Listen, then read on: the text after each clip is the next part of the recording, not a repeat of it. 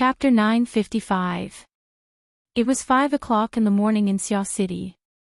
He Donglu rarely got up at this hour in 10 years. Yes, it was also because he had a family dinner last night. It was rare for him to spend a night at home, so he naturally couldn't stay for long. He casually tidied himself up and tiptoed out. The house he Donglu was in was the residence of his grandfather, the former commander-in-chief of the Air Force, General He Chong. After the old man retired, he always stayed at home, doing some inexplicable research. He was close to a state where he didn't step out of his house. The old man felt that this was pretty good.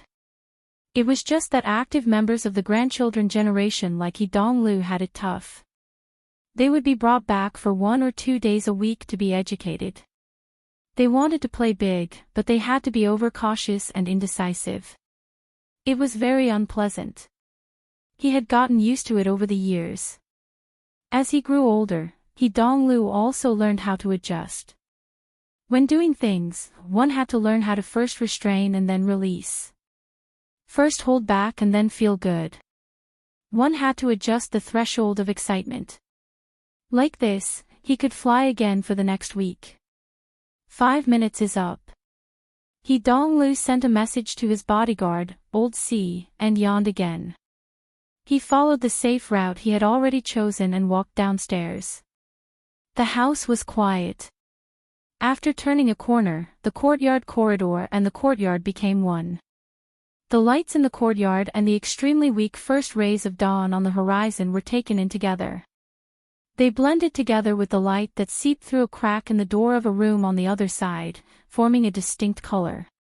What the hell? He Donglu suddenly stopped. At this moment, the continuous vibrations in the air reverted to a vague voice in his ears. The old man's voice was full of energy, but it was a bit clearer in comparison. At least He Donglu could hear it immediately. It didn't make sense. He Donglu subconsciously sized up his surroundings. He was sure that this was the safe route he had chosen. The old man was old. He slept short and light. He woke up early every day, but he would usually walk in circles in the small courtyard on the other side, practicing boxing. What was he doing in the greenhouse and sunroom until the sun was high up in the sky? Young Master Lu, the unexpected greeting made He Donglu's chest thump. The hair on the back of his head stood on end. He suppressed the scream with great difficulty and turned his head. He saw the old man's professional bodyguard, Old Zhang. He didn't know when he had appeared behind him. This old bodyguard was said to be even older than the old man. He had followed the old man for nearly half his life and was a true confidant. He was also a person who had almost become a demon. He Donglu truly felt apprehensive in his heart. He forced a smile. Old Uncle Zhang, my grandfather woke up early enough. Who's disturbing him so early? Mr. Zhang is talking to the commander-in-chief. Old Zhang maintained a certain distance from these relatives of his. The Mr. Zhang he spoke of was actually He Chang's eldest son, He Donglu's father, and the chief of staff of Xia City's coastal defense force, He Bushing. When He Donglu heard this, his calf cramped even more. He subconsciously wanted to turn around, but Old Zhang was right beside him. If he turned around like this, he would be like a thief. It was truly too awkward. After a moment of hesitation, the old man's voice from the sunroom became clearer. If you want him, then give him to me. He was young, but he was a world-renowned professor.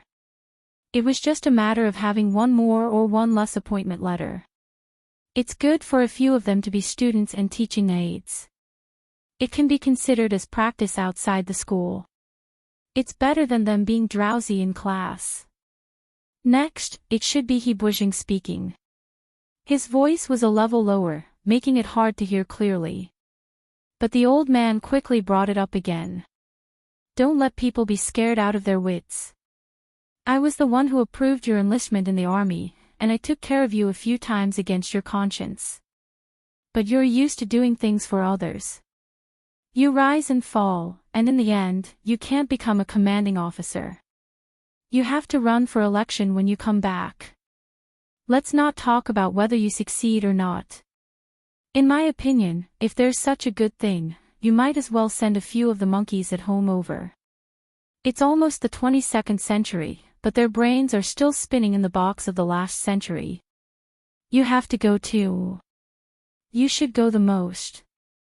It's also because I'm old, and I have more pessimistic things. I feel that I won't live long enough to reform myself. Otherwise, I would have gone too. Holy crap, this old man is getting more and more long-winded.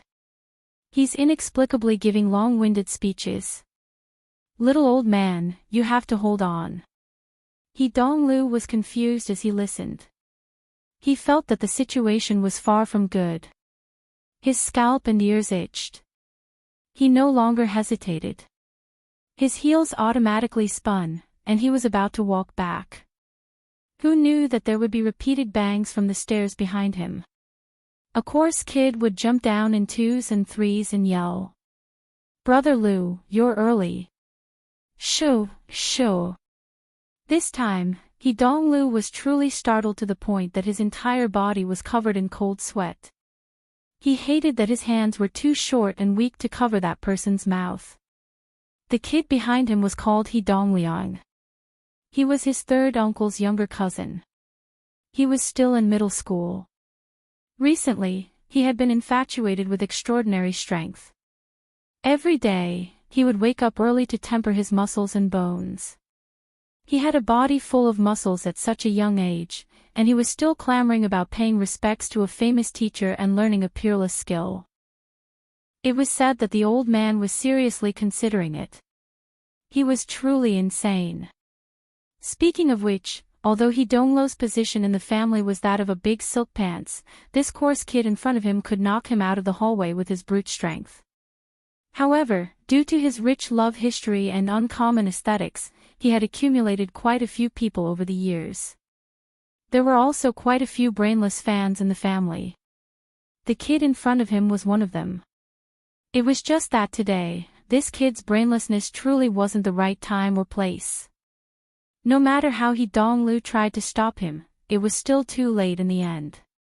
On the other side of the sunroom, the sound of footsteps could be heard after a while. The half-closed door opened, and Bushing appeared at the doorway. His round face, which had always been regarded as amiable by outsiders, was currently stiff. He didn't give his son a good expression. "You, come here." Donglu inwardly cursed, "I'm done for." Then, he fiercely glared at Dongliang. The latter also knew that he had stirred up trouble. He stuck out his tongue and was about to turn around. Who knew that the old man in the sunroom would raise his voice? "All of you, come over and accept the mission." "Yes, Commander." Dongliang was a hothead in the end. With a roar, he walked over with vigor. Donglu increasingly had no reason to refuse. He could only brace himself and walk towards the sunroom under his old man's cold gaze. Just as he arrived at the doorway, he heard the old man's chuckle. "Little bastard, you've persisted for more than half a year, right? Your willpower is up to standard. Who are you going to find to learn skills from?" "Of course I have to find someone with great ability. We also have such conditions." Dongliang puffed out his chest and belly, full of confidence. Chong grinned and laughed heartily. His mouth was wide, his nose was straight, and his face was rosy. Although he was nearly 90 years old, he still had a lot of black hair, and his body was still very robust. In his early years, he had experienced the aberration and the 3 wars. His family had died early, and he only married and had children for the second time when he was almost 50 years old. As a result, most of his grandchildren were still young. Truthfully speaking, he rather doted on them. Especially a hothead like Dongliang, who was the most to his liking. Therefore, he deliberately teased him. "You want to smash your old man's little treasury?" Dongliang snorted disdainfully. In this day and age, how many capable people can use money to smash things? Hee-chong was greatly amused. That's right. Little Dongliang's idea is the best. It seems you have a plan. That's right. There's no need to beg others. When I get back, I'll mention it to Sister Yuan. Isn't my brother-in-law in the palm of my hand? Hee-dong-lu let out a pft, but he suddenly felt something was wrong. When he looked again, as expected, his old man's face had already darkened. Chapter 956. You're messing around. You're carelessly calling me by my name. It's rude to create something out of nothing. Hee-chong was the first to berate, but there was no particular anger on his face. Kids these days were born with the skill of observing body language. Even Hee-dong-liang, this bastard, had some attainments in this. He had confidence in his heart, and his foundation of a newborn calf that was not afraid of a tiger was revealed more and more. I'm just talking about it at home. It seems intimate. If Sister Yuan gets angry, then that's really rude. Aren't you talking about me taking him as my master? Who doesn't try to get close to him before taking him as their master? Hee-chong really wasn't angry. He just averted his gaze. Kids always do whatever they want. They have a good eye for picking people. What about you? Yeah, me. Hee-dong-lu had just stuffed back his stifled laughter when he saw the old man's eyes focus and lock onto his position.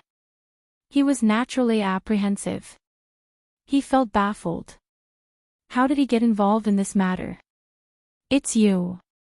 Hee-chong hooked his finger at his good-for-nothing grandson by the door, telling him to come into the room. It's rare for you to wake up so early. Let the two of us have a chat. Hee-dong-lu walked forward in a daze. He walked 2 steps and suddenly came to his senses. It seems like I really can't get away. Speaking of the 3rd generation of the He family, aside from He Yuan, he was the one who had more frequent contact with Luo Nan. The old man asked, but what could he do? He could only walk closer and say whatever was on his mind. Yeah. That fellow is a bit weird. He's quite honest when it comes to normal communication.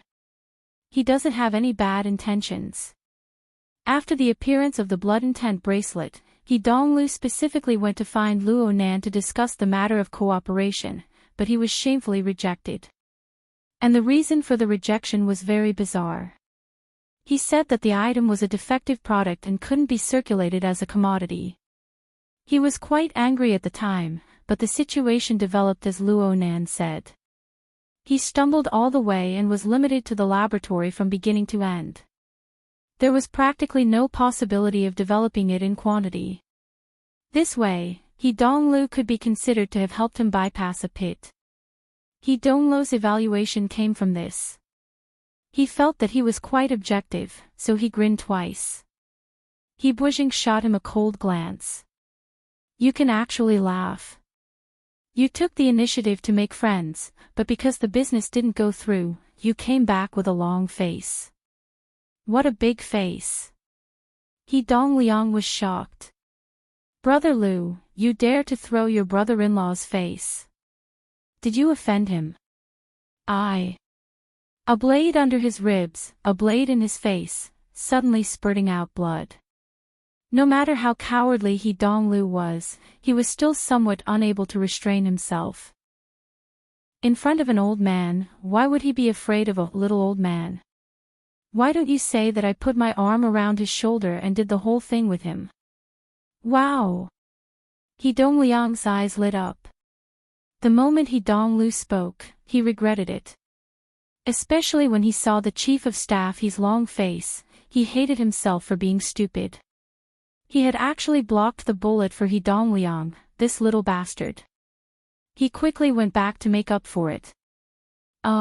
It's just a description. That guy has a weird temper and it's not easy to get close to him. But these few months, I've been hanging out with his friends in the circle. Second brother Xia, third brother Hu, bamboo pole, paper cut, octopus. You can't just mess around with one or two of them. Heartwarming commented coldly, a wine and meat friend. I'll endure my ass. If Heartwarming was truly afraid of his father, then he wouldn't be a big silk pants right now. He immediately rolled his eyes. If I want to be friends until the end of my life, I still need you to make up your mind, no? Heartwarming's face truly darkened. Shooting your mouth off. You think yourself clever. In the end, Heartwarming was young and inexperienced. He was a bit muddle-headed. Heartwarming waved his hand. Go train. Good habits can't be easily changed. Bad habits can't become inertia. Oh. But the master you want most likely won't have the time to teach you. You have to ponder a bit more.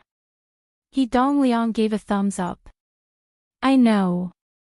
I have a backup plan. Heartwarming laughed in spite of himself. You even have a plan B. Of course. Isn't there an old saying? If I can't be his disciple, I'll be his junior. He has a master, even though he only teaches him body arts. The room was silent for a second. Heartwarming slapped his thigh and laughed. In your dreams. Get the hell out of here. He was really driving him away. Heartwarming had long wanted to slip away. How could he care about showing off after receiving the imperial edict? He didn't care about his own cousin. He turned around and ran. Heartwarming's gaze turned to Heartwarming after the little fellow ran out the door. He said, You unenlightened brat. You're in high spirits. You're just watching the excitement. Those who have truly entered the door probably only hate that their brains aren't enough. If you're going to send people, then send elites and properly learn things. Heartwarming grunted. He could hear that he was still a bit hesitant. Heartwarming curled his lips.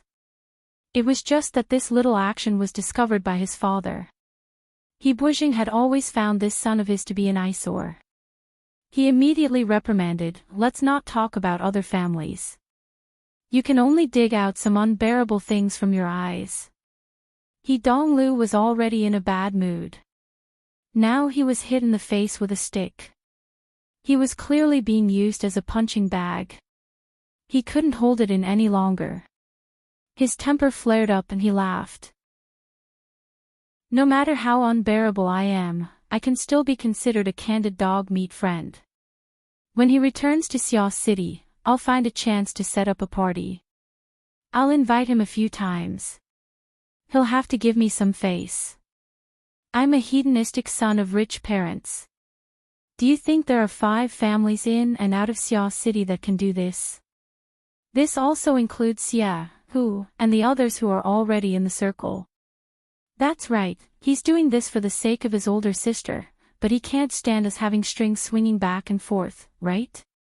Heartwarming's voice immediately dropped an octave, but his mouth still couldn't be sealed.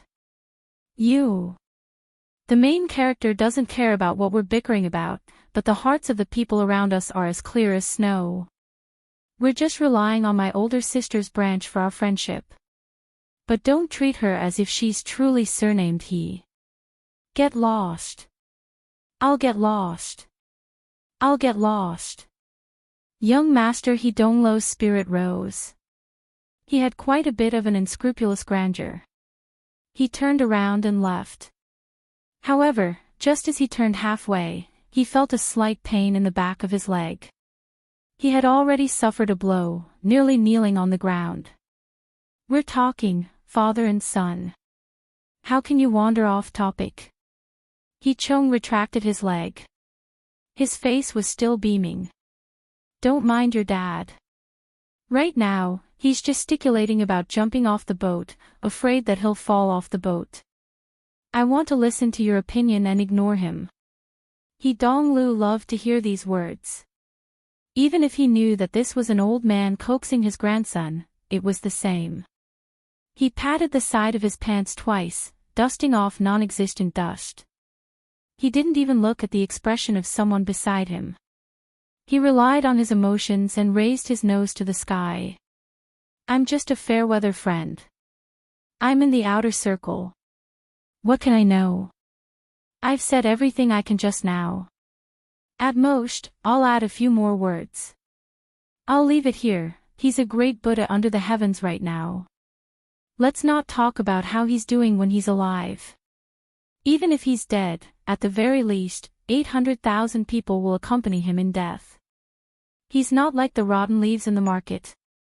He can be casually plucked a few times and put on the scale.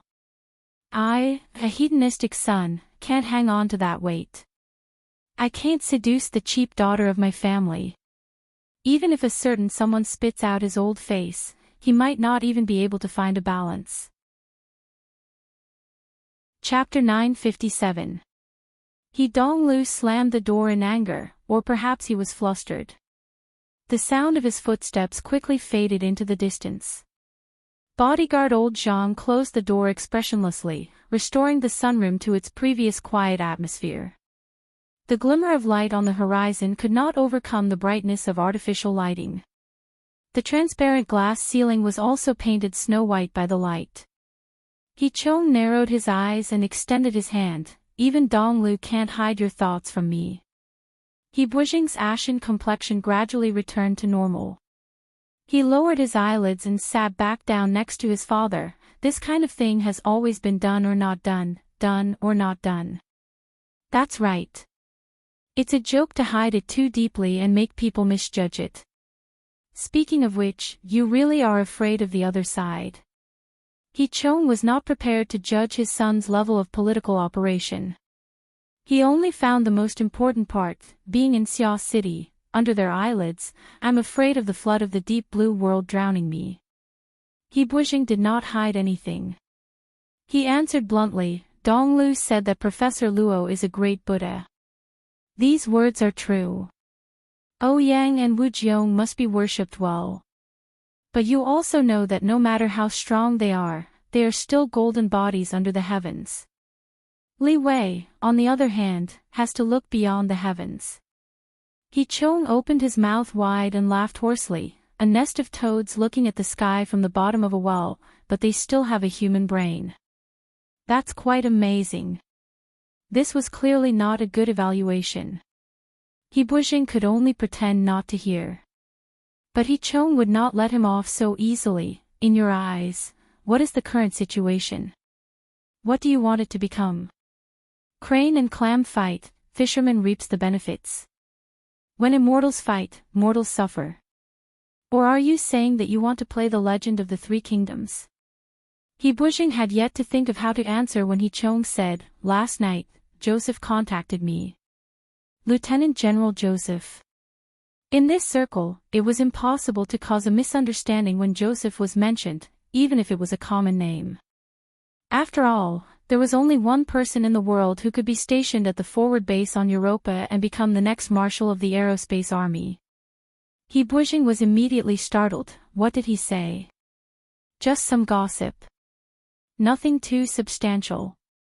But why don't you find it strange that Joseph didn't call you? Why did he call me, a retired old man? After 2 seconds, He Buixing replied, you are his former superior, and in the military world, no, in every aspect, you are still the pillar of the He family. He Chong grinned again, looking at the situation. I should throw half of my wealth into the LCRF and struggle for another 30 to 50 years, instead of taking care of these flowers and plants at home. But I'm old and retired. Sooner or later, there will be a day when I don't even have the strength to pull your ears. Before that, I have to remind you that as soldiers, apart from playing politics, we also need to know how to fight a war. Dad, He Chong pursed his lips. Suddenly, he raised his leg and kicked his son hard in the face. You're still in coastal defense, and you're the chief of staff. Are you clear about the enemy? Have you figured out the level yet? Did you get the location right? How big were they? If you don't understand these things, you're not even qualified to be a staff officer, let alone fight a war. He Donglo's footsteps were hurried as he rushed out of the main entrance. He finally had the courage to look back. Luckily, he didn't see the little old man send people to capture him. Only then did he let out a sigh of relief. At this time, his car had already arrived by his side without a sound. The car door automatically opened. He Donglu let out a breath and sat in the back seat. His personal bodyguard, Old C, was already sitting upright on the other side. He silently bowed in greeting. Bao Qing, the driver in front, turned his head and asked, "Master Lu, where are you going today?" He Donglu sighed. He was inexplicably bored to death. He didn't want to talk, but at this time, he glanced to the side and saw the video system in the back of the car turn on. This was nothing. He had spent quite a bit of time inside. His bodyguard and driver watched movies and played games to pass the time was nothing. It was just that, "Hey, this guy." He Donglu pointed at the projection screen and shouted. Wasn't the inexperienced young man that the camera pointed at, Luo Nan, who caused him to be reprimanded and criticized? Old C responded, "Apologies Master Lu, He Donglu didn't care about this. He pointed and asked, "Is this a video from before?" "That can't be right." "No, it's a live broadcast." "Ha! This is an internal channel of the military. It's mainly targeted at burners. News travels quite fast. There are also people doing live broadcasts of situations that don't involve secrets." He Donglu interrupted him and went straight to the point. "In T-City? Xia City's military did this." Old C was slightly startled, but he immediately confirmed, "It's in T-City. The host is Major Shi Xinhe. He's currently training in T-City. He received a temporary order to cooperate with Professor Luo to carry out an experiment. It's not secret. To be precise, he obtained Professor Luo's permission to record and broadcast." That fast? He Donglu was truly shocked. Didn't the old man and the little old man not decide to give it to anyone? They've already started. Not yet. The personnel aren't all here yet. It's just a trailer right now. He Donglu rolled his eyes. The military is also playing this kind of game. Honestly speaking, from He Donglu's point of view, the live broadcast over there was too straight. It lacked technique and didn't have any content for the time being. It just followed behind Luo Nan's butt and watched how he played with the debris and sand on the beach. There was really nothing to write home about. But looking at it from the most realistic perspective, the current Luo Nan could cause chaos in the He family with just a name from several thousand kilometers away. Naturally, he had the qualifications to do so. Old C, a calm character, had opened up a live broadcast room and continued to pay attention. The military's live broadcast didn't have a count of the number of viewers, but for Old C to be alarmed, it couldn't be that small. If this was in the past, young master, he would most likely spit at this sort of thing. It would be hard to avoid a few sour words. But he had just stood up for that fellow at home. He couldn't turn the situation around for a while. "Professor Luo." Cough. "What's Luo Nan's situation right now?" "I'm saying, you're looking at him with such eagerness. What's his position in your circle?"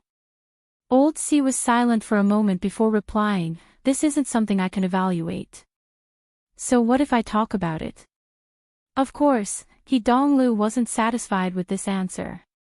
He was just about to continue questioning when he saw Luo Nan start to converse with that Major Shi something on the live broadcast screen. Under the influence of the whistling of the sea breeze and the crashing of the tide, the sound quality could only be described as okay. One could hear it clearly, but one couldn't understand it. It was normal for a layman to not understand. He Donglu wasn't surprised. He just asked Old C, "Tell me. What's he talking about right now?" Chapter 958. Old C grunted, sure Shinha is asking Professor Luo how to arrange his time in a while, how he needs the people coming later to cooperate, and what effect he wants to achieve. Professor Luo said that the experiment on the beach is only the first step. He might need to go to the sea to see the results. Stop.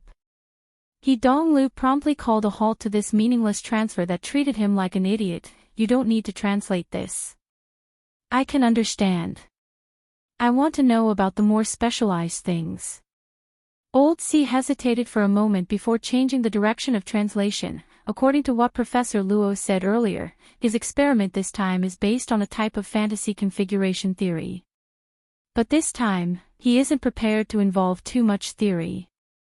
Instead, he is going to demonstrate a configuration that leans toward practicality. In fact, this isn't a lecture. It's just an impromptu live broadcast of the experiment. He won't specifically explain it. When the time comes, it will depend on each person's ability to understand. You don't need to explain this. He Donglu powerlessly waved his hand. Could it be that he was acting like a retard? I just want to figure it out. Is there any value in what he is expressing right now? How does it compare to the ring of blood and intent from last time? Forget it. I'll just ask an expert. It was really too difficult to ask a professional bodyguard to explain extraordinary theory. He Donglu tossed and turned for a long time before he finally found the correct train of thought. He began to flip through his address book, considering which ability user he knew was more like an expert. Yes, it was more reliable to find the circle around Luo Nan at this time. It was also more suitable to close the distance between them. Within the circle he worked hard to manage, the one with the highest cultivation was undoubtedly Bamboo Pole. Moreover, he was also on the mental side. He was just right. But. The important turning point had to be emphasized 3 times. That fellow Bamboo Pole appeared to be greasy and lecherous, but he was actually impervious to everything. He was shrewd and powerful. During this period of time, his status in the Xia City branch had risen with the tide as he entered the architect sequence. His influence was rapidly rising. He Donglu was a bit apprehensive to communicate with him alone. He didn't feel that he could take advantage of him. How about he switched to someone else? The names on the address book skipped over a few grids as they quickly swept past. As for the others, they either didn't have a professional match or they didn't have a good personality. They could drink and chat, but it seemed that they weren't friends yet when it came to asking professional questions. After thinking it over, He Donglo 2 figures appeared in Lu Cheng's mind. One was Xie Junping. That fellow had become an ability user. He'd practically broken away from the circle of Xia City's hedonistic playboys. But his family background was there, and he was in the business circle of Xia City. The He family's name was still useful to him. As for his cultivation, it didn't seem to be too good. However, he had a good teacher, so he should be able to make it. As for the other person, He Donglu almost didn't think of him at first. It was only when he saw the address book that he made the connection. That chubby, ordinary-looking middle-aged uncle. It was too cruel to put it that way. He seemed to be a loner. He didn't remember his real name. He only knew that his nickname was Papercut. This person didn't stand out in Luo Nan's circle. The reason why He Donglu paid attention to this person was because this person seemed to have participated in the earliest development of the Bloodwool bracelet's external talisman paper. Of course, the main developer of the external talisman paper was still Gao Tianshi.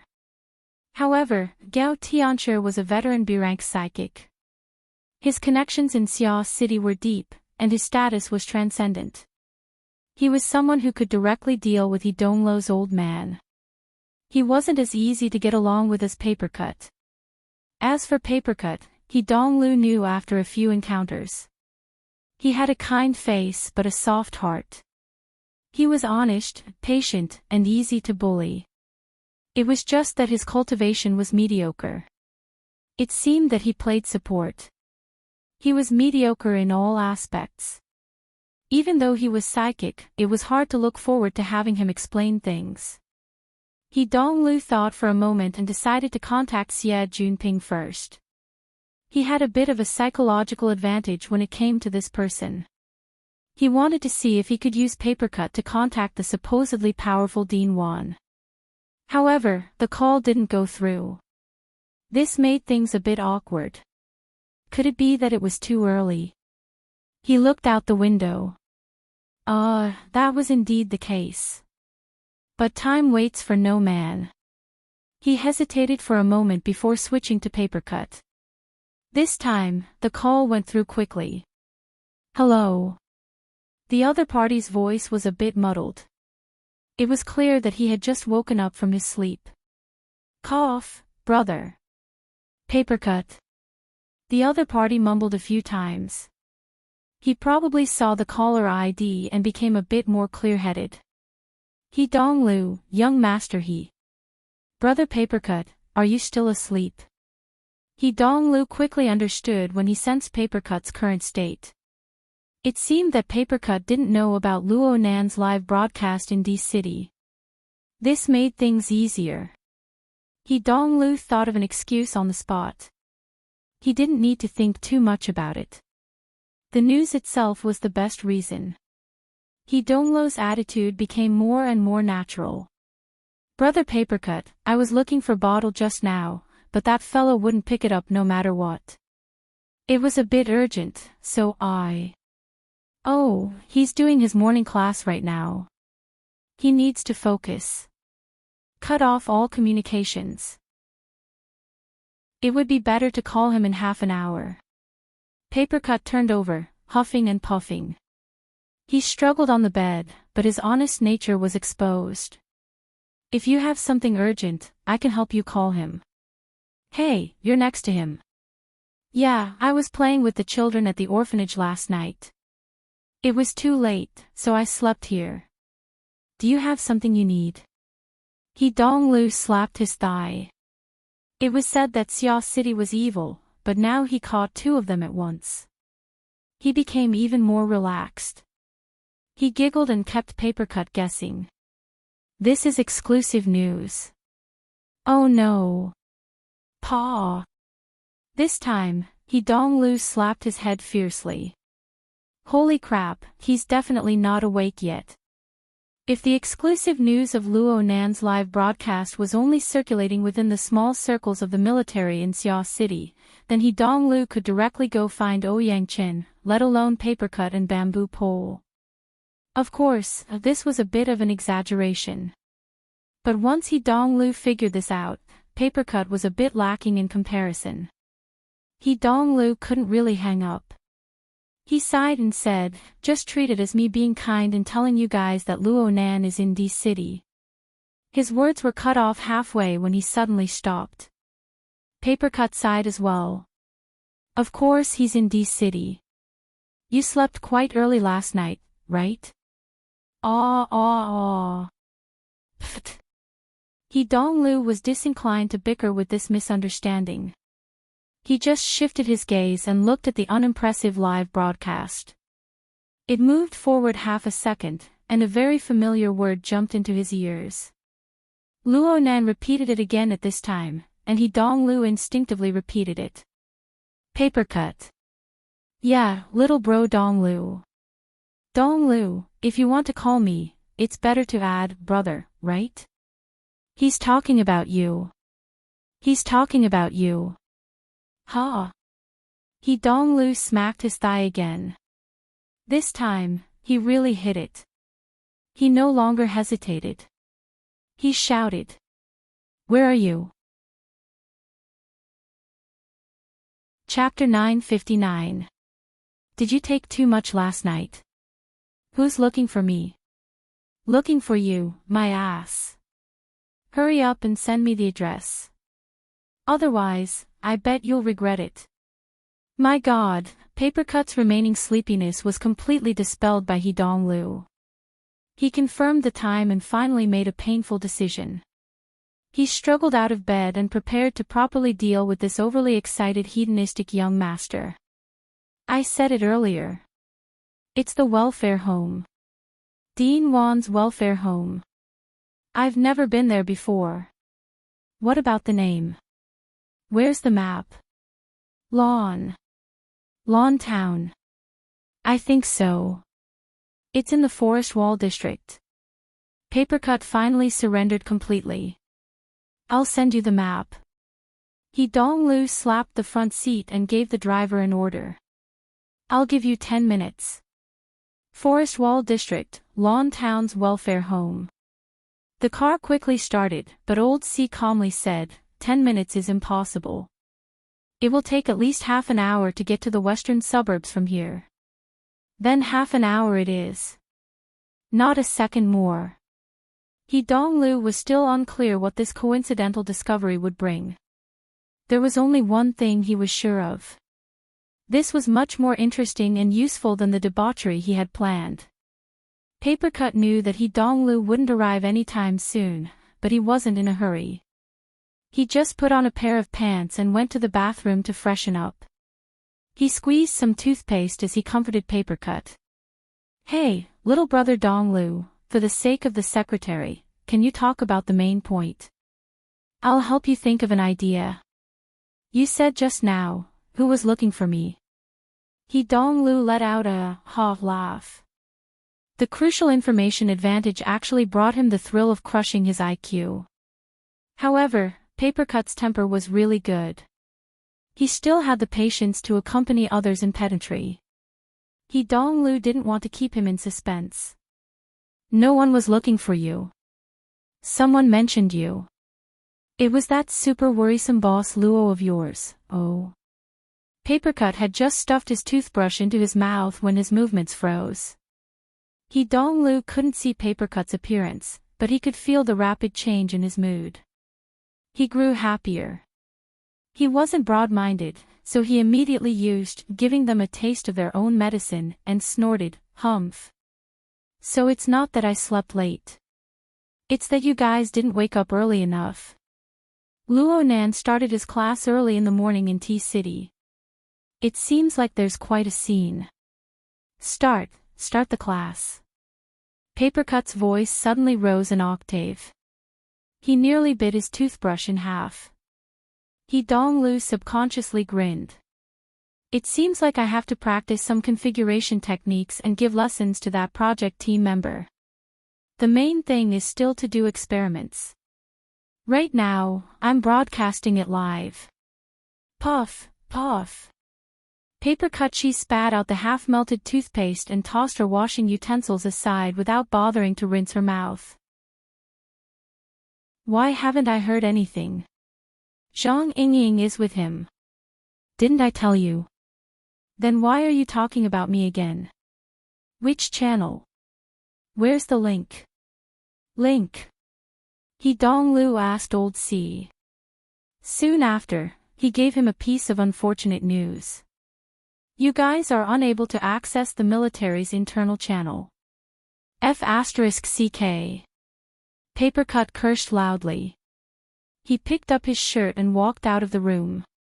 He maintained his connection with He Donglu, and he entered Luo Nan's friend group on the Psychic Wave network through the Hexier. Last night, Zhang Yingying had sent him information and data related to the Syncopator, as well as the subsequent discussion. However, there was no news at all regarding the live broadcast He Donglu spoke of. Zhang Yingying, hurry up and wake up. Boss Luo's live broadcast is something you don't care about. The military is stuck in our heads. Zhang Yingying didn't reply in the first instance, but there was an octopus that had gotten up early or hadn't slept at all. It sent a sluggish emoji. It was all Zhang, but it was useless. Oh no. Papercut only realized that he had made a mistake when he was outside. The lower half of his body was only wearing a pair of large underpants. He hurriedly flashed back and carelessly put them on. He grabbed the waist of his pants and skipped out. But this time, he saw Nurse Wang of the orphanage draped in clothes when he reached the hallway. She stuck half her body out from another room and stared at him expressionlessly. The breathing of some children in the rooms on both sides began to become chaotic. They were clearly alarmed by Papercut's uncontrollable and loud voice. "Oh my!" Papercut exclaimed in a low voice. He instinctively extended his hands to put his palms together in apology, but he forgot to pull up his pants. Fortunately, his body was wide and fat. His waist and crotch blocked it, so he didn't make a big fool of himself. However, he was still in an extremely sorry state. At this time, Hidonglo's voice was transmitted over again. He seemed a bit hesitant. "Yes, I feel like you're a typical negative person." Papercut stood on his tiptoes, gritted his teeth, and held his breath. He waited until he reached the entrance of the orphanage before he opened his mouth. "Share, transcribe, remake, whatever. Immediately send the video over for me to see." For Papercut, this was a rare and urgent tone of voice. "You'll have to wait a bit." Hidonglu was willing to help, but the operation required time. Papercut's reasoning was understanding, but his emotions were unforgiving. His heart felt like it was being scratched by a cat. In a few short seconds, a layer of sweat had already accumulated on his forehead. At this time, the friend group had already exploded. First, there was a large queue with a sluggish expression. Then Zhang Yingying reacted and left a message. "I got in touch. I'm going to find out." After destroying the queue, there was no follow-up for the time being. Nearly everyone had been awakened by the explosion. They were speculating, discussing, and tagging Papercut, the first-hand news provider. Papercut originally wanted to join in, but his heart was truly overgrown with weeds. Hidonglo's few words had stirred his mind into a trance. What is Nanster teaching? Why did he mention me? Typical negative person. Does it have to be this serious? Papercut walked to the entrance of the orphanage in a jumbled state of curiosity, ignorance, anticipation, and even worry. Suddenly, someone called out to him. "Uncle Paper, Uncle Paper." "Ah, Wei Wu." The one who called out to Papercut was the most promising kid in the orphanage, Di Wei Wu. He was also the adopted son of Papercut's old friend, Di Donghua. This kid had quite the backbone. Even if Di Donghua would complete the procedures to adopt him with just a word, he was still willing to live in the orphanage with the other orphans in the orphanage. Di Wei Wu was also a diligent kid. Every day, he would wake up early to train, rain or shine, to build a foundation for his future cultivation. Seeing the sweat on his head, he had most likely returned from a round of training. "Uncle Paper, are you leaving now?" "Oh, I have a bit of business." Papercut stopped mid-sentence because Hidongwa had begun to transmit data. It was not a live broadcast, but a transcribed video. To increase efficiency, I'll send it one clip at a time. Damn. Papercut decisively turned around and walked back. "Uncle Paper, Uncle Paper." Di Wei Wu felt baffled as he quickly caught up. The reason for Papercut's choice was very simple. This was a commercial society. No matter how good Xiao City's infrastructure was, it was impossible to achieve full coverage for a rotten place like the recycling stratum. The orphanage was a public place. It was already the area with the strongest signal. Hidonglo's decision to send the video in segments was very wise. The first video, which was a few dozen seconds long, was quickly transmitted. Since Papercut was connected to the psychic wave network at the same time, the video was sent over. It was not suitable to be projected onto his retina, so he could only choose to play it outside. Di Wei Wu, who was playing the role of a follower, went, "Wow. Brother Luo Nan." Papercut ignored the child's messy way of addressing each other. He just stared at the projection area. He listened to the information being transmitted. In the video, there was a simple and stable background of a beach and a focused image of a human figure. Aside from being able to confirm Luo Nan's existence, there was no other value to it for the time being. The only thing that was truly meaningful was the voice. Chief, why do you need so many people? So many burners. Chapter 960. The one speaking should be today's host, Major Shershinha. Papercut had dealt with him quite a few times, so he had an impression of him. He knew that Shershinha was a very smart fellow. Luo Nan's answer was very concise. It's convenient for experiments. Normal ability users can't do it. From the perspective of experimental design, it's inconvenient. Luo Nan's answer made people feel stuffy. It looked like this live broadcast really wasn't a class.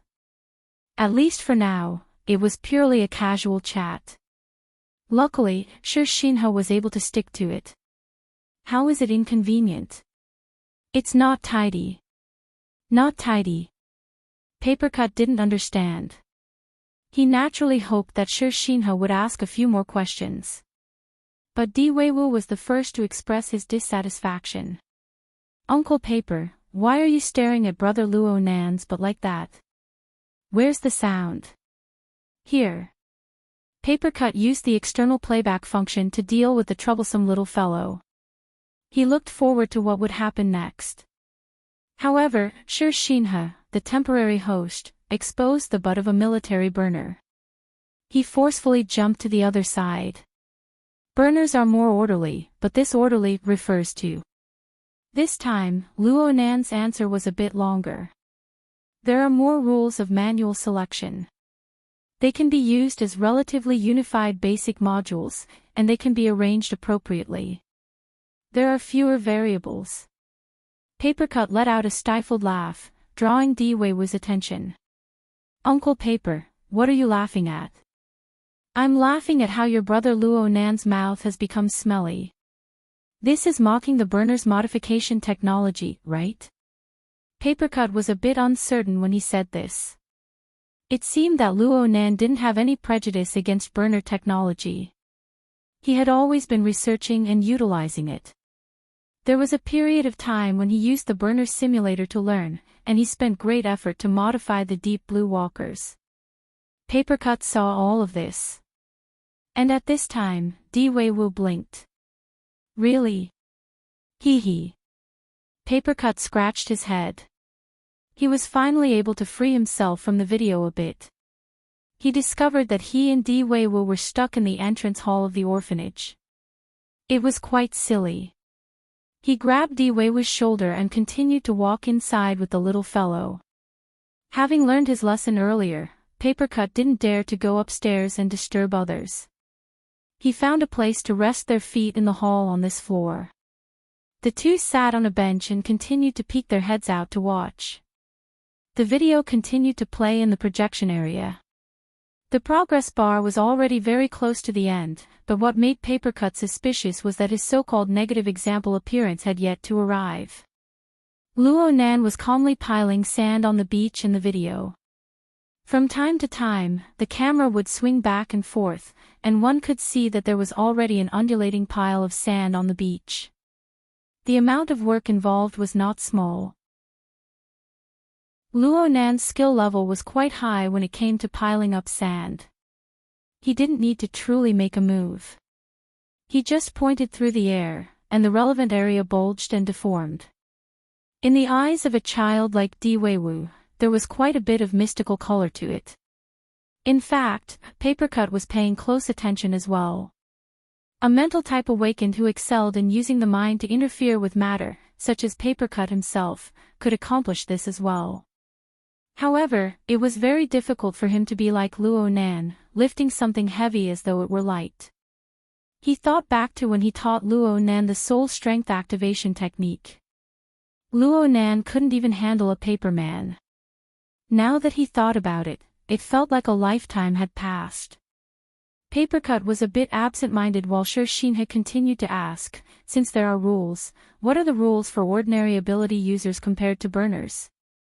Shershinha's words had the suspicion of starting a fight, but he also had the drive to get to the bottom of it.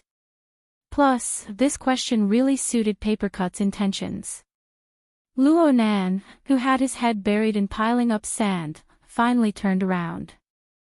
He clearly had some time to think before saying, "This isn't something that can be explained clearly in a few sentences." Then say a bit more. Of course, Papercut was saying these words from several thousand kilometers away. At best, he was trying to make Di-Wei-Wu laugh. Sure, Shinha didn't dare to continue with Luo Nan's words. He couldn't see it through the camera, and he could only stare blankly at the actual situation.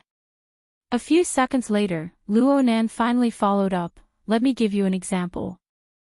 Okay. Sure, Shinha's expression couldn't be seen, but his voice had the suspicion of maliciously acting cute. He was also trying to coax Luo Nan to say a bit more. Over at the orphanage, Di-Wei-Wu chuckled when he heard this.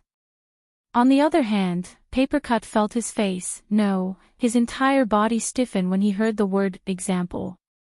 Only his heart thumped loudly in his chest. He had received Hidonglo's spoiler warning beforehand, so he couldn't help but think of something. Isn't this the place? Papercut saw that Luo Nan's eyes were a bit vacant in the camera. He had the posture of reminiscing. Last year, I was in Xia City. I had just entered the circle not too long ago, so I lacked general knowledge. Many friends in the branch took turns teaching me. I have a friend who taught me soul activation techniques. Soul activation. You mean the transcendent ability to control special equipment and carry out long-range attacks and defenses, right? Sure, Shinha was a qualified supporting character. He was knowledgeable, responsive, and able to quickly follow up with the main point. Luo Nan nodded. You're talking about the control class.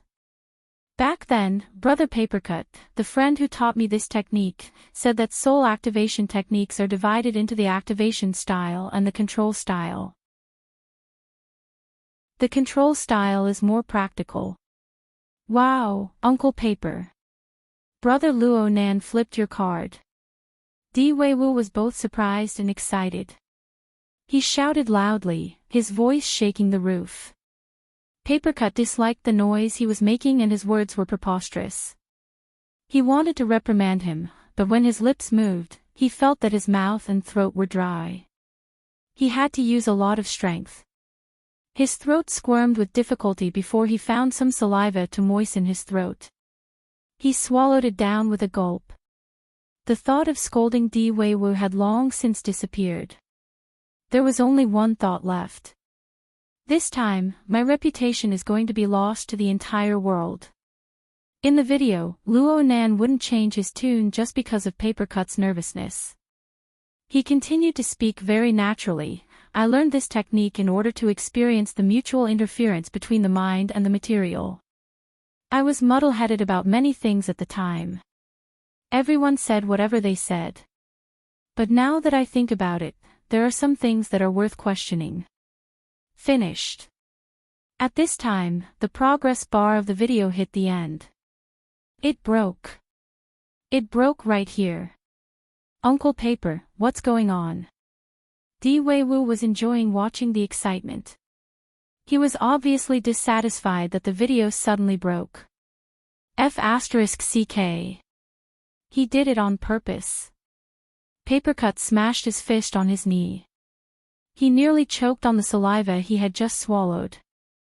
The video started early and started late, but it just had to break right here. If that kid Hidonglu didn't do it on purpose, then Boss Luo would have become a well-behaved baby. He nearly dialed the number again and cursed out loud. Luckily, he saw that the second video was almost finished downloading. I'll endure. Papercut calmed down. First, I'll send the video I just finished watching to the group.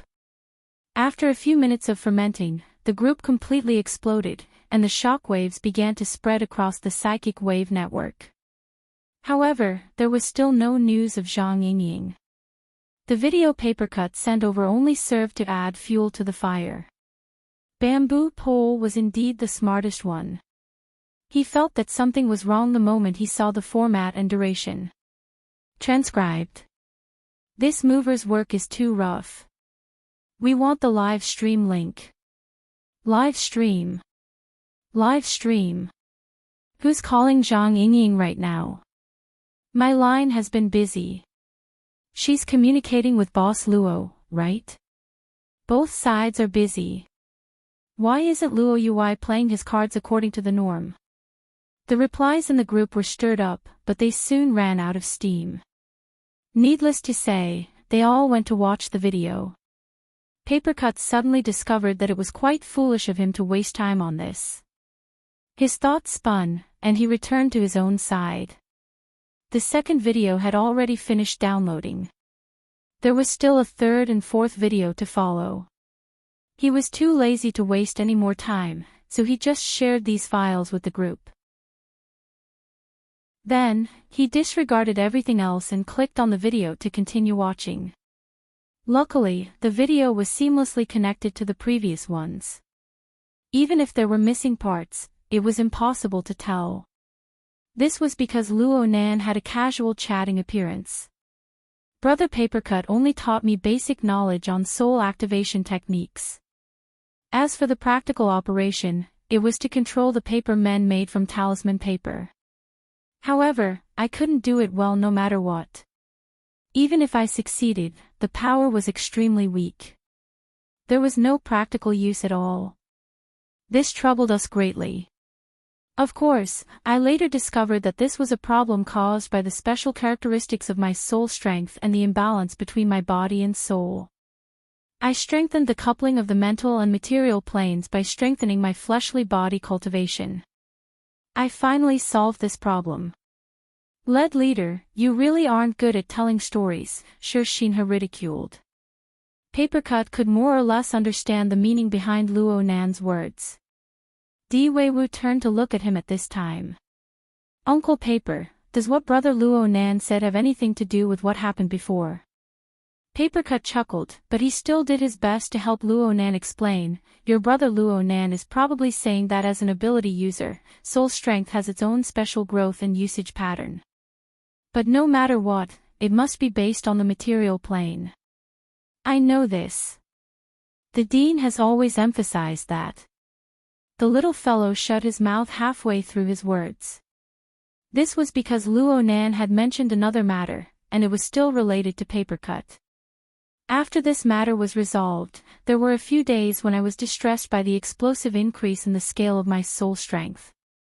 So I called Brother Papercut. I wanted to ask him about soul activation techniques. I wanted to know if there were any ultimate secrets or big moves that could achieve large-scale instantaneous consumption. These words are asking for a beating. Papercut muttered a comment, and Di Weiwu rolled his eyes. However, the little fellow was soon captured by curiosity. Uncle Paper, you even taught Brother Luo Nan a big move. Listen carefully. Papercut tried to interrupt the little fellow's train of thought. But at this time, Shinha and Di Weiwu realized that their thoughts were synchronized. Shinha muttered to himself, the big move of soul activation. What is it? Nothing at all. Then Brother Papercut recommended me to learn Her Majesty Empress Wu's dripping sword. Ah, is that so? Shinha laughed dryly and reacted, that move shouldn't be a high-consumption move. I'm saying that the core value of the dripping sword lies in the condensation ring. Chief Luo, you've talked about this before. It was during the last public lecture. But what does this have to do with Mr. Papercut? Shinha had single-handedly steered the conversation back on track. One could imagine how many people who were watching the live broadcast were giving him likes. If the military's live broadcast system had a reward function, it would certainly explode. It didn't matter at the time, but now that I think about it, Brother Papercut's words weren't appropriate. He compared the activation style to the control style. He believed that the former was more suitable to be used as support, while the latter was the main combat power. Perhaps he was wrong from the root. I feel more and more that the activation style, which simulates spirituality, is more representative than the precise control style, is more representative. Shinha took 2 seconds to digest this before asking, what does it represent? Yeah, what did it represent? At this very moment, Papercut, who was suspected to be a negative example, became all the more focused. It wasn't just because he was closely related to Luo Nan's description. It was also because he was looking forward to it. With Luo Nan's current level, even a careless sentence might have its own unique value. It might even have some sort of guiding significance. Plus, Papercut was analyzing him right now.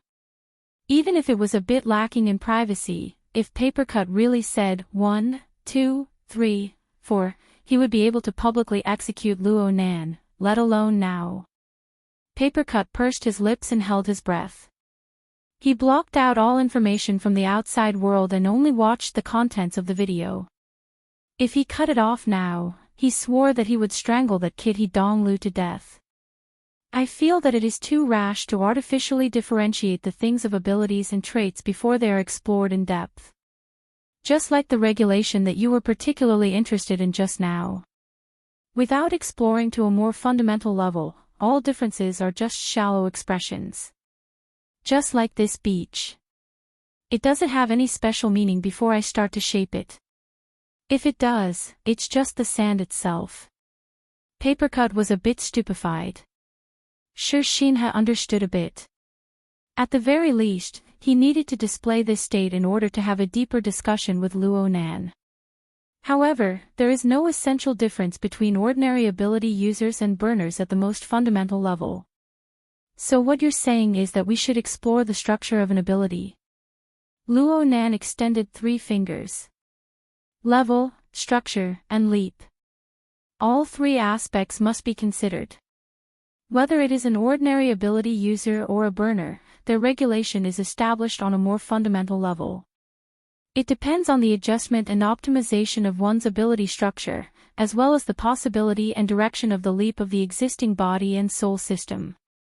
Shinha cautiously asked, "Can you explain in more detail?" At this point, the video flashed, and the progress bar reached the end. Papercut's heart tightened.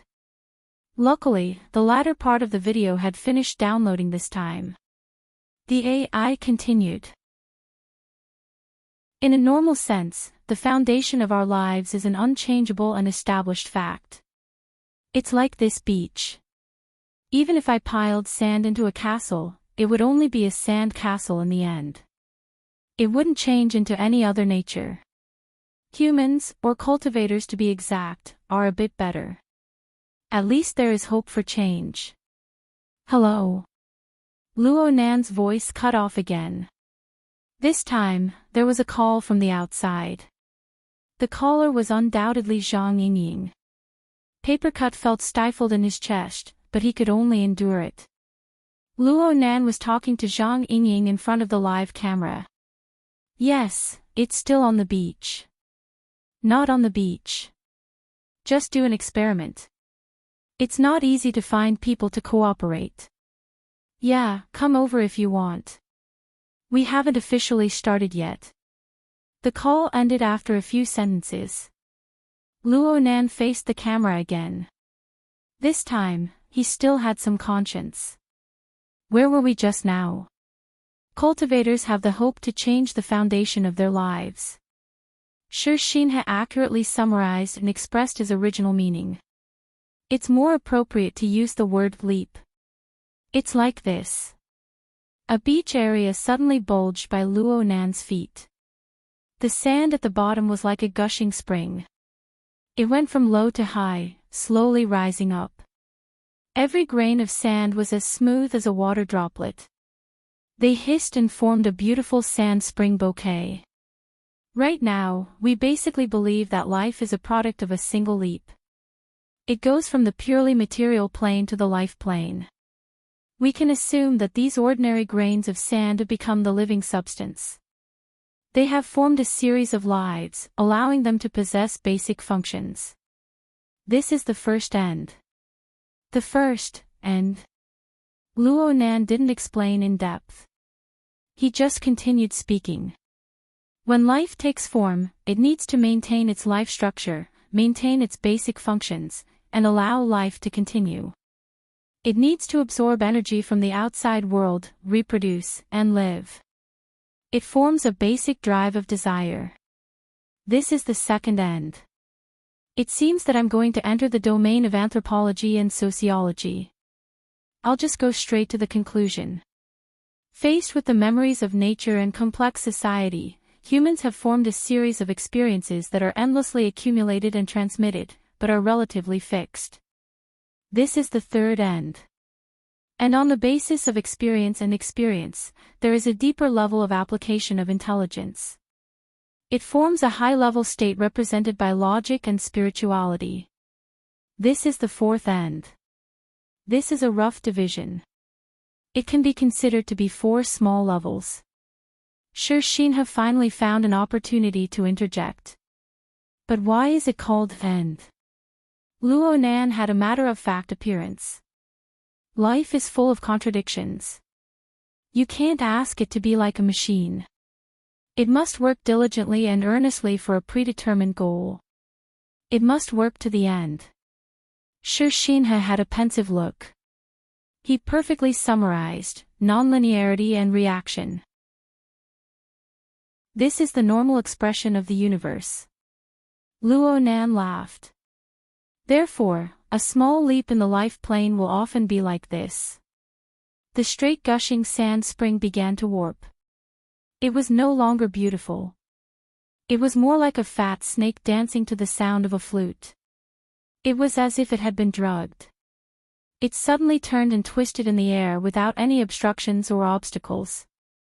Its body collided, and it even swallowed itself and fused with its tail. Look, the mutual interference between them circulates over and over, ultimately forming the structure of the self-format. We will divide this process into 4 levels. Each level represents a great turning point.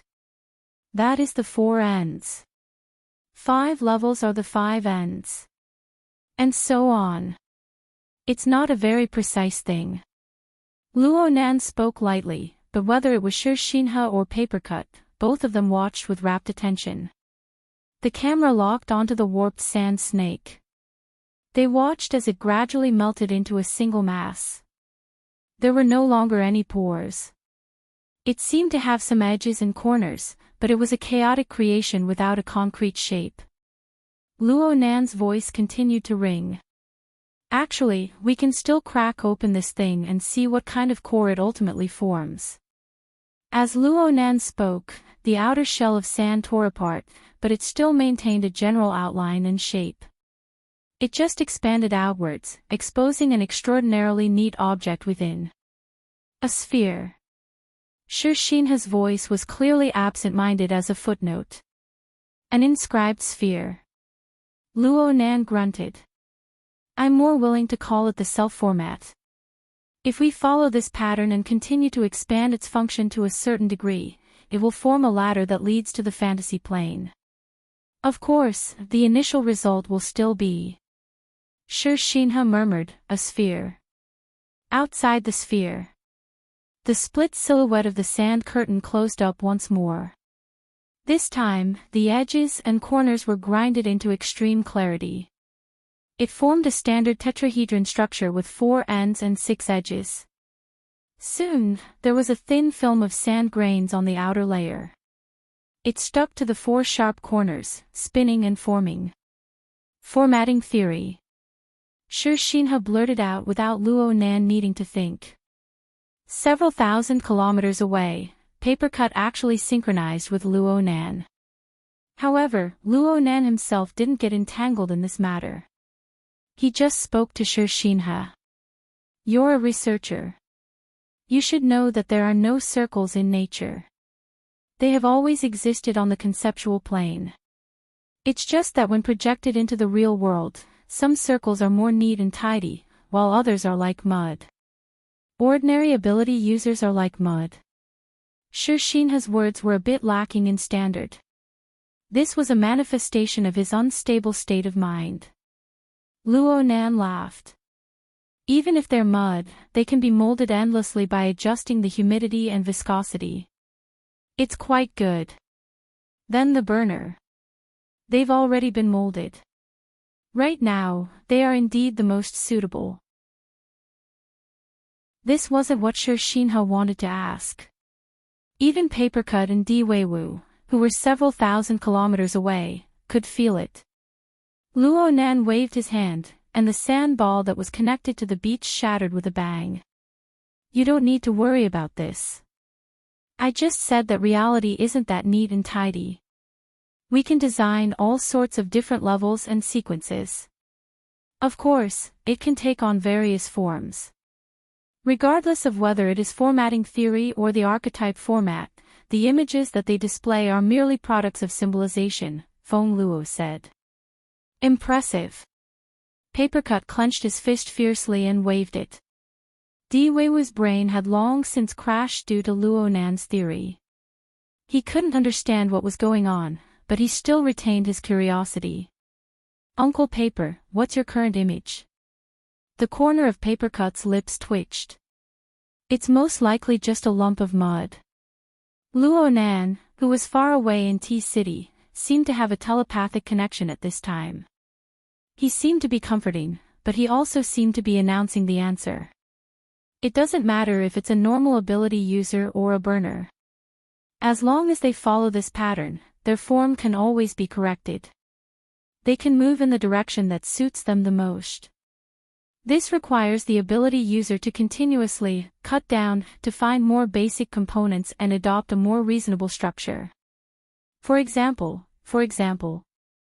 Papercut's ears perked up, but what he heard next was the humming of an engine and a military-style chant. Everyone. Luo Nan interrupted his speech. He turned his head to look toward the beach. Oh, a group came. There aren't enough people. However, we can prepare first. We can teach a few of them and let them familiarize themselves with Mengchong. Let's begin. Sir Shinha did not respond for a long time. F***ck me. Papercut really cursed this time. His voice was sharp and trembling. Diweiwu was startled. He looked at his face carefully, and in the end, he said, Wu Qing. Chapter 961. No matter how many ghostly wails and wolf howls exploded in every corner of the world, Luo Nan was determined to begin his experiment. He walked toward the seaside, but it was very rare for the camera to not follow him.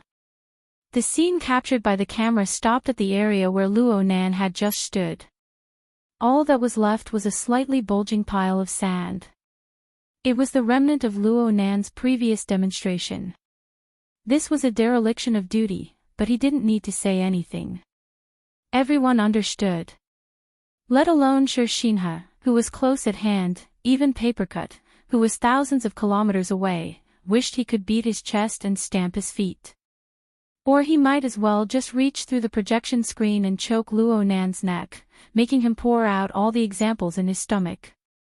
The video was cut off at this time. Oh, no, it ended. You've gone too far. Papercut swung his palm over, causing the light in the projection area to become distorted, but it was useless.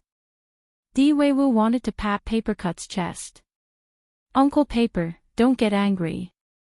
You absolutely must not get angry. Get angry my ass. My heart is pumped with icicles. Papercut called He Donglu back amidst the howl of grief. What's going on? Where are the others? He Donglu jumped in fright, but he soon used an even louder voice to choke back. Didn't your people already go over? I'm here. In the group chat, this brief message suddenly flashed. He Donglu cut off the communication at nearly the same time as this message, but he sent a direct remake of the video. It was a few dozen seconds later than the previous video, but there didn't seem to be any useful information in the middle. Instead, there was a rumbling noise mixed in with the distorted external sound. There was also a particularly resonant female screech. Hold on.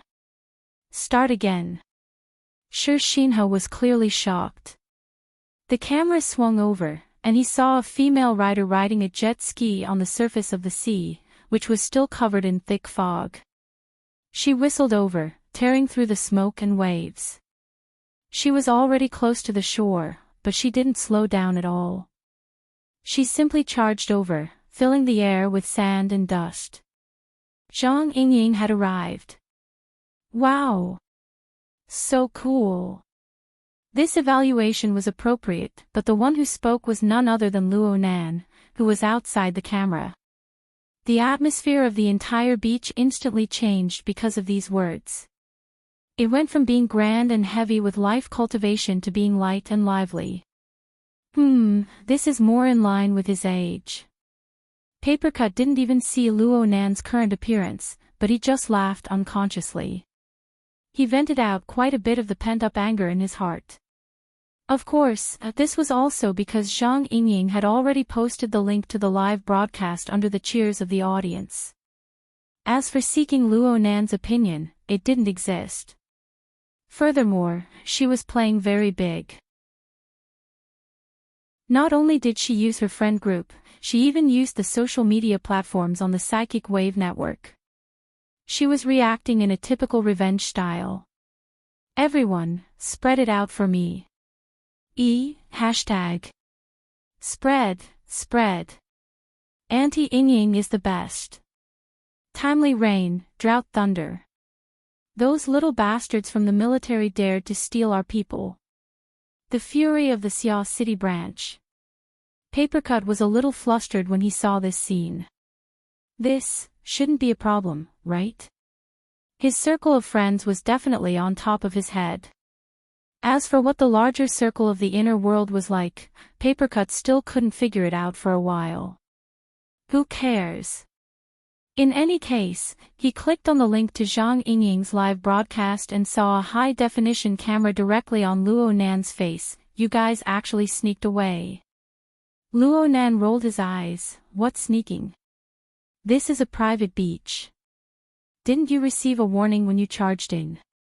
This is the territory of the Blood Flame Order. I wouldn't have been able to charge in without your permission. Zhang Yingying's mind was clear. She clearly understood what was going on. That won't do. You need to do it all over again. Of course Luo Nan was unwilling. I said it wasn't a lecture. It was just an experiment. We were just chatting casually. I've already explained the basic theory to you this morning. Plus, I recorded everything.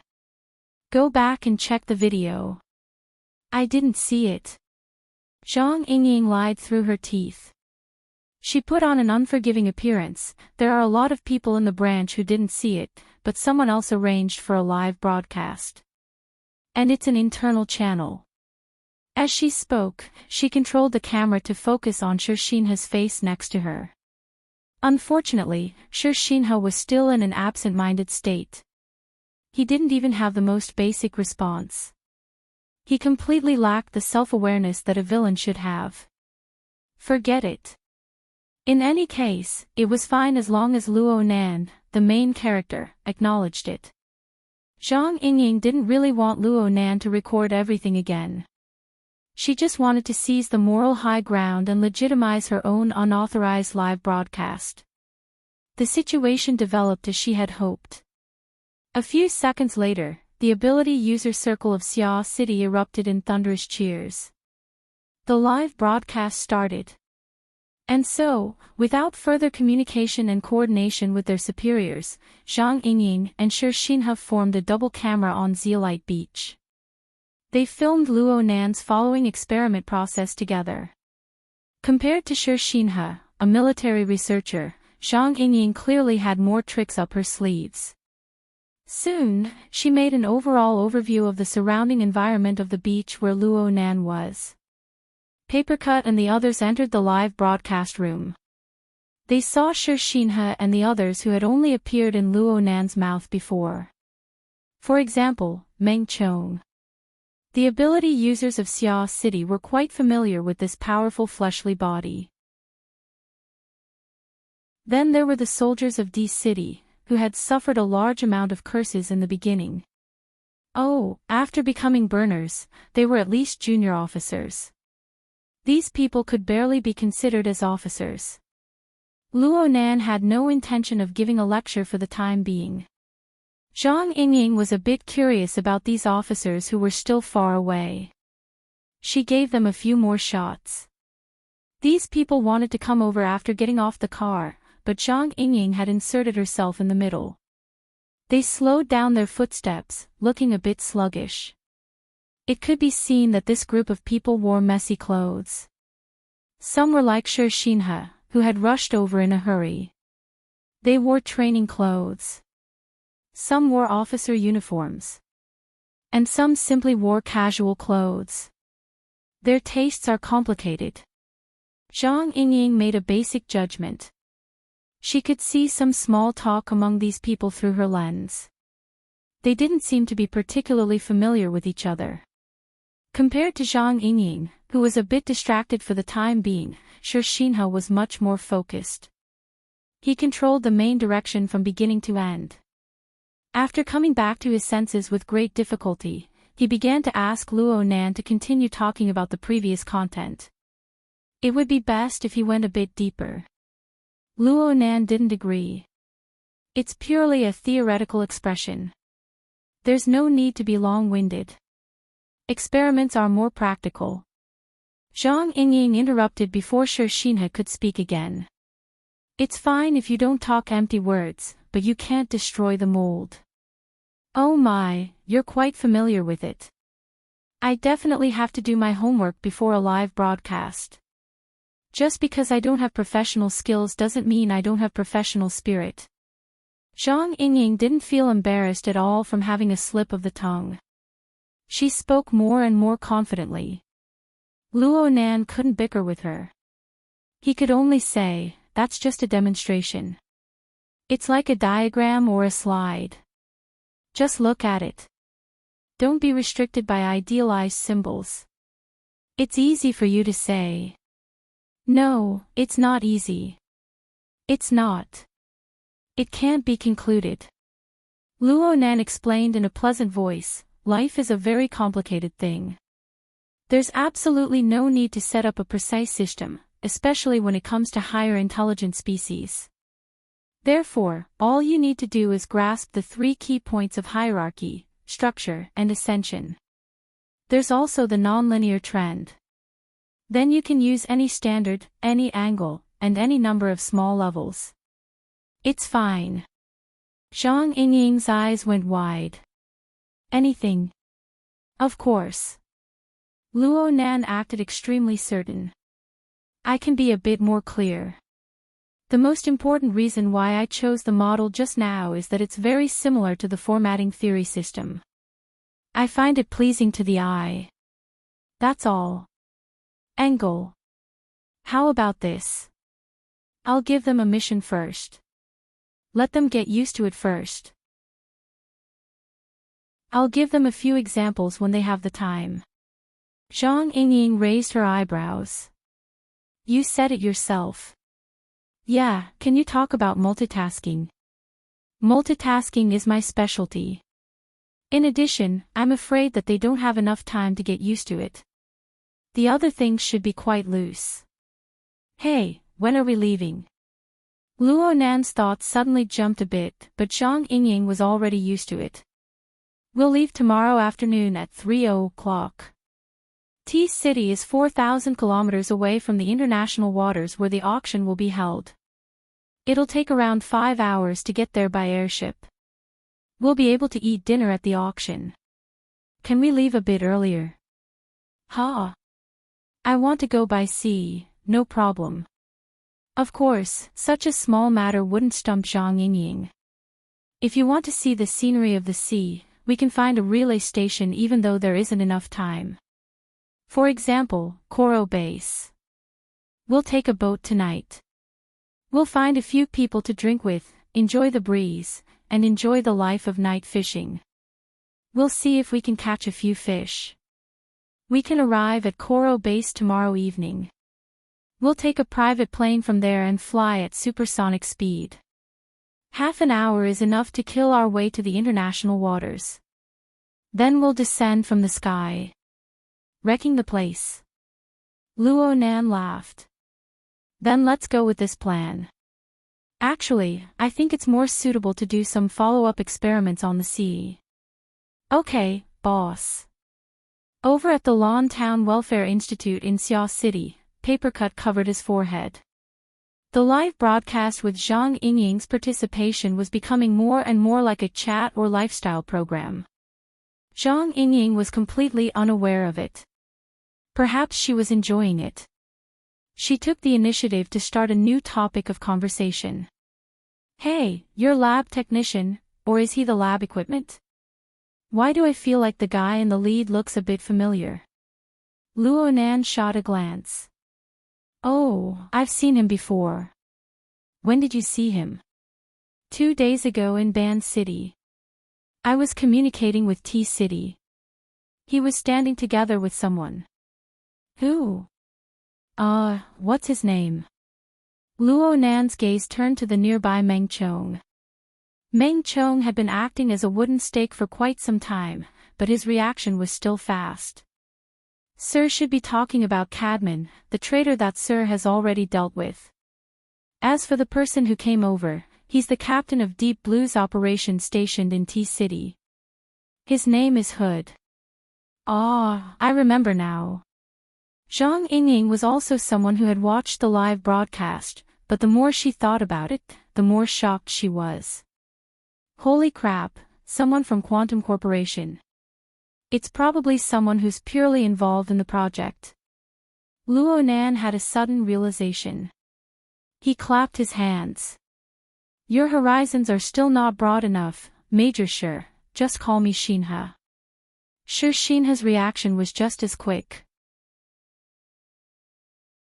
Speaking of which, no matter how young and vigorous he was still older than Luo Nan by over a year. But under these circumstances, his attitude couldn't be any more natural. You even called non-military and government personnel. Sorry, no, your thinking isn't bad. Your net is quite wide.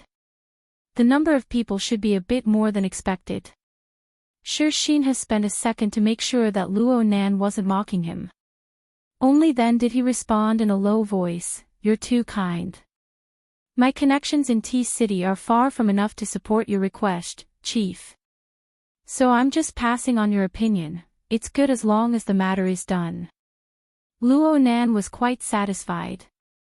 If we can have 10 more people, the probability of the experiment's success will increase by at least 20 points. Are you sure they'll listen obediently? Zhang Yingying directly pointed out the problem and gave a reminder. Sorry. Shi Xinhe received a call at this time. It was a call from his superior, who was closely monitoring the progress of the situation. He was trying to explain the matter of the candidates to Luo Nan. Chief. Shi Xinhe was prepared to ask Luo Nan to directly contact his superior. But Luo Nan didn't pay attention to him. Or perhaps, he didn't care. No need to go through so much trouble. They just need to do very simple, basic work in the experiment. It's fine as long as they're burners. We're all burners, that's right. Captain Hood, who walked over first, responded from a distance. He walked over a few steps and gave Luo Nan a standard military salute. The first batch of the temporary volunteer team consists of 7 people. We greet you. Mr. Luo Nan, we meet again. Zhang Yingying's camera focused on his face. Hood faced the camera, appearing relaxed and at ease. This is the first time we've met. I also greet you, Miss Zhang. All of us signed the agreement of our own volition. We've come here to contribute to scientific research. We can even sacrifice our bodies when necessary. It's quite gratifying to have a beauty like you to record our work. Zhang Yingying's lips curled, but she didn't say anything. This Captain Hood had quite the courage. If he could make his gaze more resolute and not deviate from Luo Nan's direction, then it wouldn't be easy to see the taut string of emotions beneath his carefree attitude. This was a fellow who became more unbridled the more nervous he became. Luo Nan didn't go and experience Captain Hood's emotions and personality. From his perspective, it didn't matter if they were volunteers or experimental subjects. Since they had arrived, the experiment could officially begin. Time was very precious. It was easy to imagine that a considerable amount of time would be wasted. 7 people. We can just barely start it up. I don't have the energy to give you guys an introduction to the experiment's objectives and process. There are practically no segments that require you to use your brains. So for every task I say, you guys will do it. Yes, sir. No one, including Hood, dropped the ball for the time being. They all displayed the style of soldiers. However, Luo Nan didn't have the awareness of a commanding officer. He just followed the prescribed order and made arrangements. First, we need to format the domain. You guys support the domain and maintain it in that state. The group of people looked at each other in dismay. Luo Nan frowned. Is there a problem? The 7 experimental subjects quickly communicated for a bit. In the end, Hood, who was the most capable and had the highest status out of all the volunteers, became the spokesperson.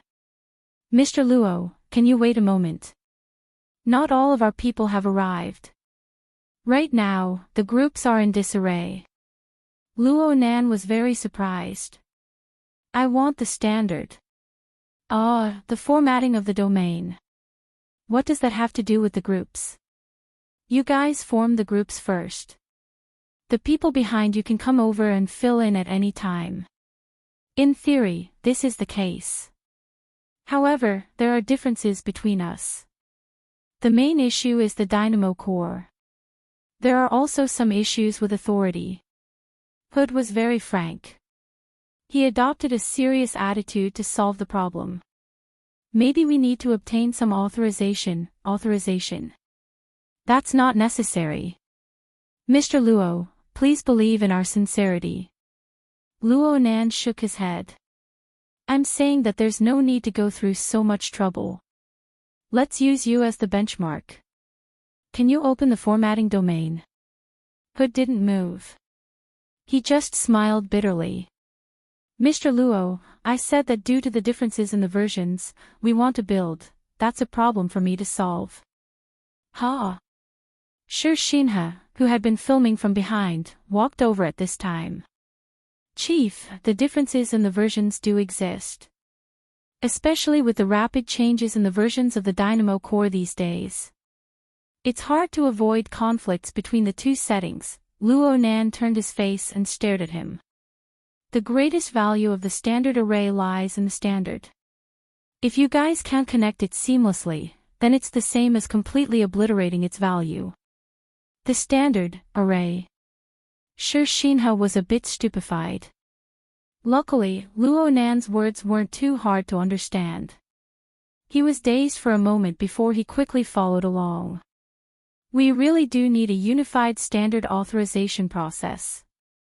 Luo Nan shook his head. The standard has always been there.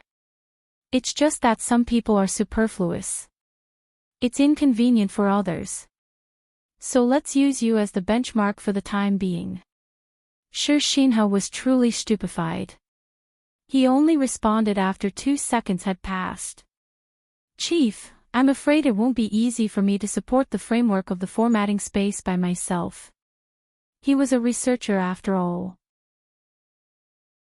Even though he had received the modifications and training of a burner, he wasn't able to reach the level of being able to dominate the domain. That was the ability that only an elite combat elite possessed. Luo Nan didn't care. The format of fire is no problem. This is fine. Don't be nervous. Luo Nan sized Sure Shinha up from head to toe and determined the limits of this person's abilities. He felt that it would be better to do the work a bit more solidly, so he made a slight adjustment to the design. We'll start from a more basic level. Come. Be like me. Before Sure Shinha could react, Luo Nan bent his right elbow and extended his palm forward. A small patch of air suddenly warped above his thin and slightly red palm. Then the temperature rose and the heat radiated. Finally, rays of light blossomed, piercing into the surroundings and into the eyes of everyone watching the live broadcast. At this very moment, energy appeared in the palm of Luo Nan's hand in the form of visible light. Due to the effective interference and catalysis of soul strength, it caused an intense burning sensation to manifest in the air. It was like a faintly white flame. The glow of the flame was actually very weak, especially in the brightly lit seaside. But in this moment, the faces of practically everyone in the surroundings were illuminated by this dim light until they turned white. It was as if all the color of blood had been erased from their faces.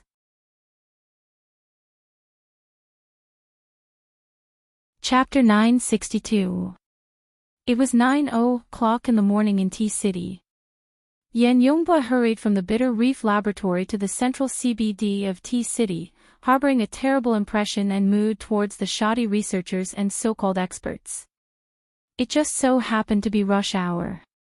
The crowded flow of people and cars shuttled back and forth between the ground, the sky, and the buildings of the city. They were like bacteria breeding in a giant can.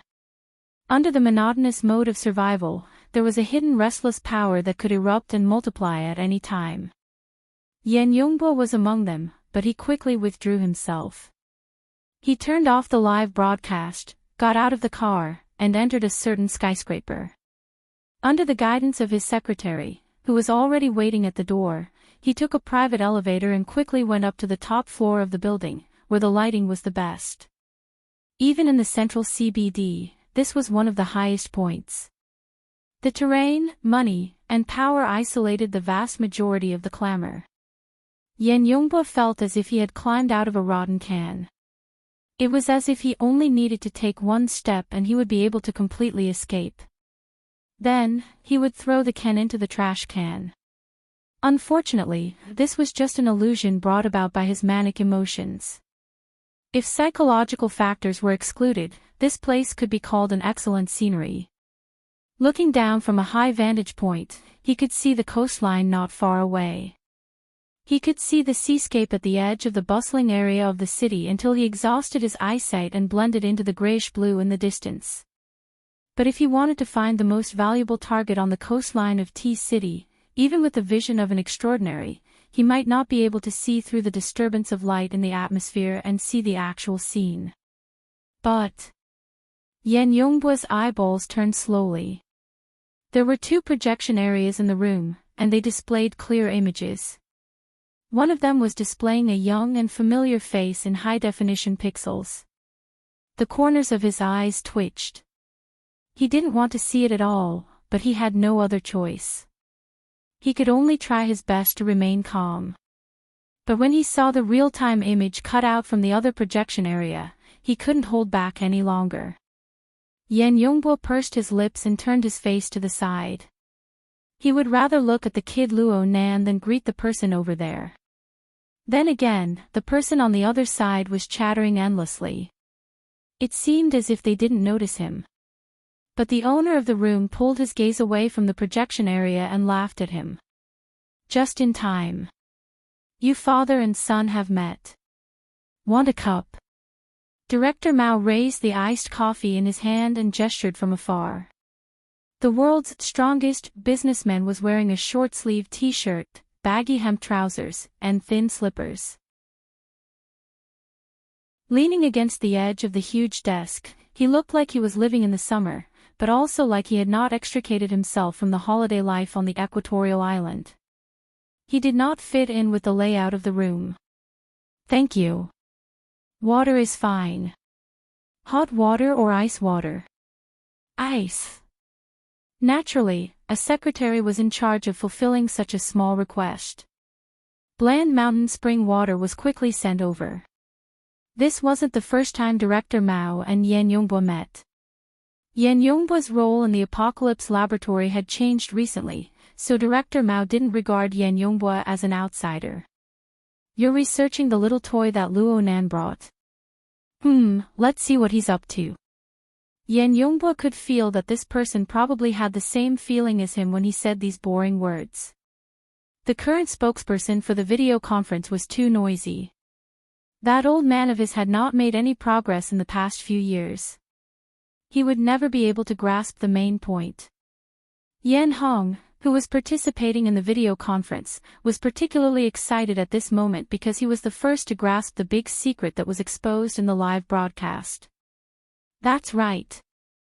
Luo Nan is Mr. Mo. Hood's words were effective. Luo Nan's subconscious answer was the biggest flaw. Hood had never met him before. The one who was communicating with Hood was that so-called Mr. Mo back in Band City. Aha! Everyone else has been led astray. That female streamer and the higher-ups of the Blood Flame Order are proof of this. I knew it.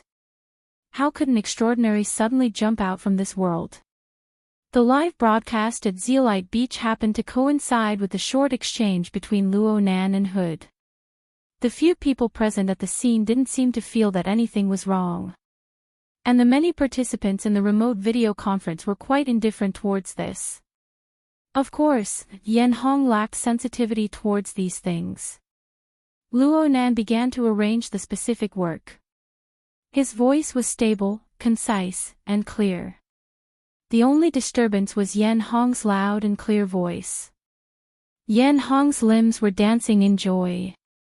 Yan Yonghua felt that his old man's current appearance was largely due to Luo Nan's speech on reconstructing formatting theory with 4 terminals and 4 levels. Yan Hong was overly stressed. Yan Hong strongly criticized Luo Nan's current behavior. What a deliberately mystifying fellow, Dr. Yan. Finally, someone couldn't help but speak up. I called you over because you're the founder of the archetype format theory. You're an expert in the aspect of burner modification technology. We need you to clarify some of the technical aspects. I believe that there will be more professional people to analyze the other fields. But, Yan Hong originally wanted to defend himself, but it was unknown which big shot was looking at him. His face turned a bit stiff. He paused for a moment before opening his mouth again. His voice had already lowered by at least 2 octaves. Yes, I understand.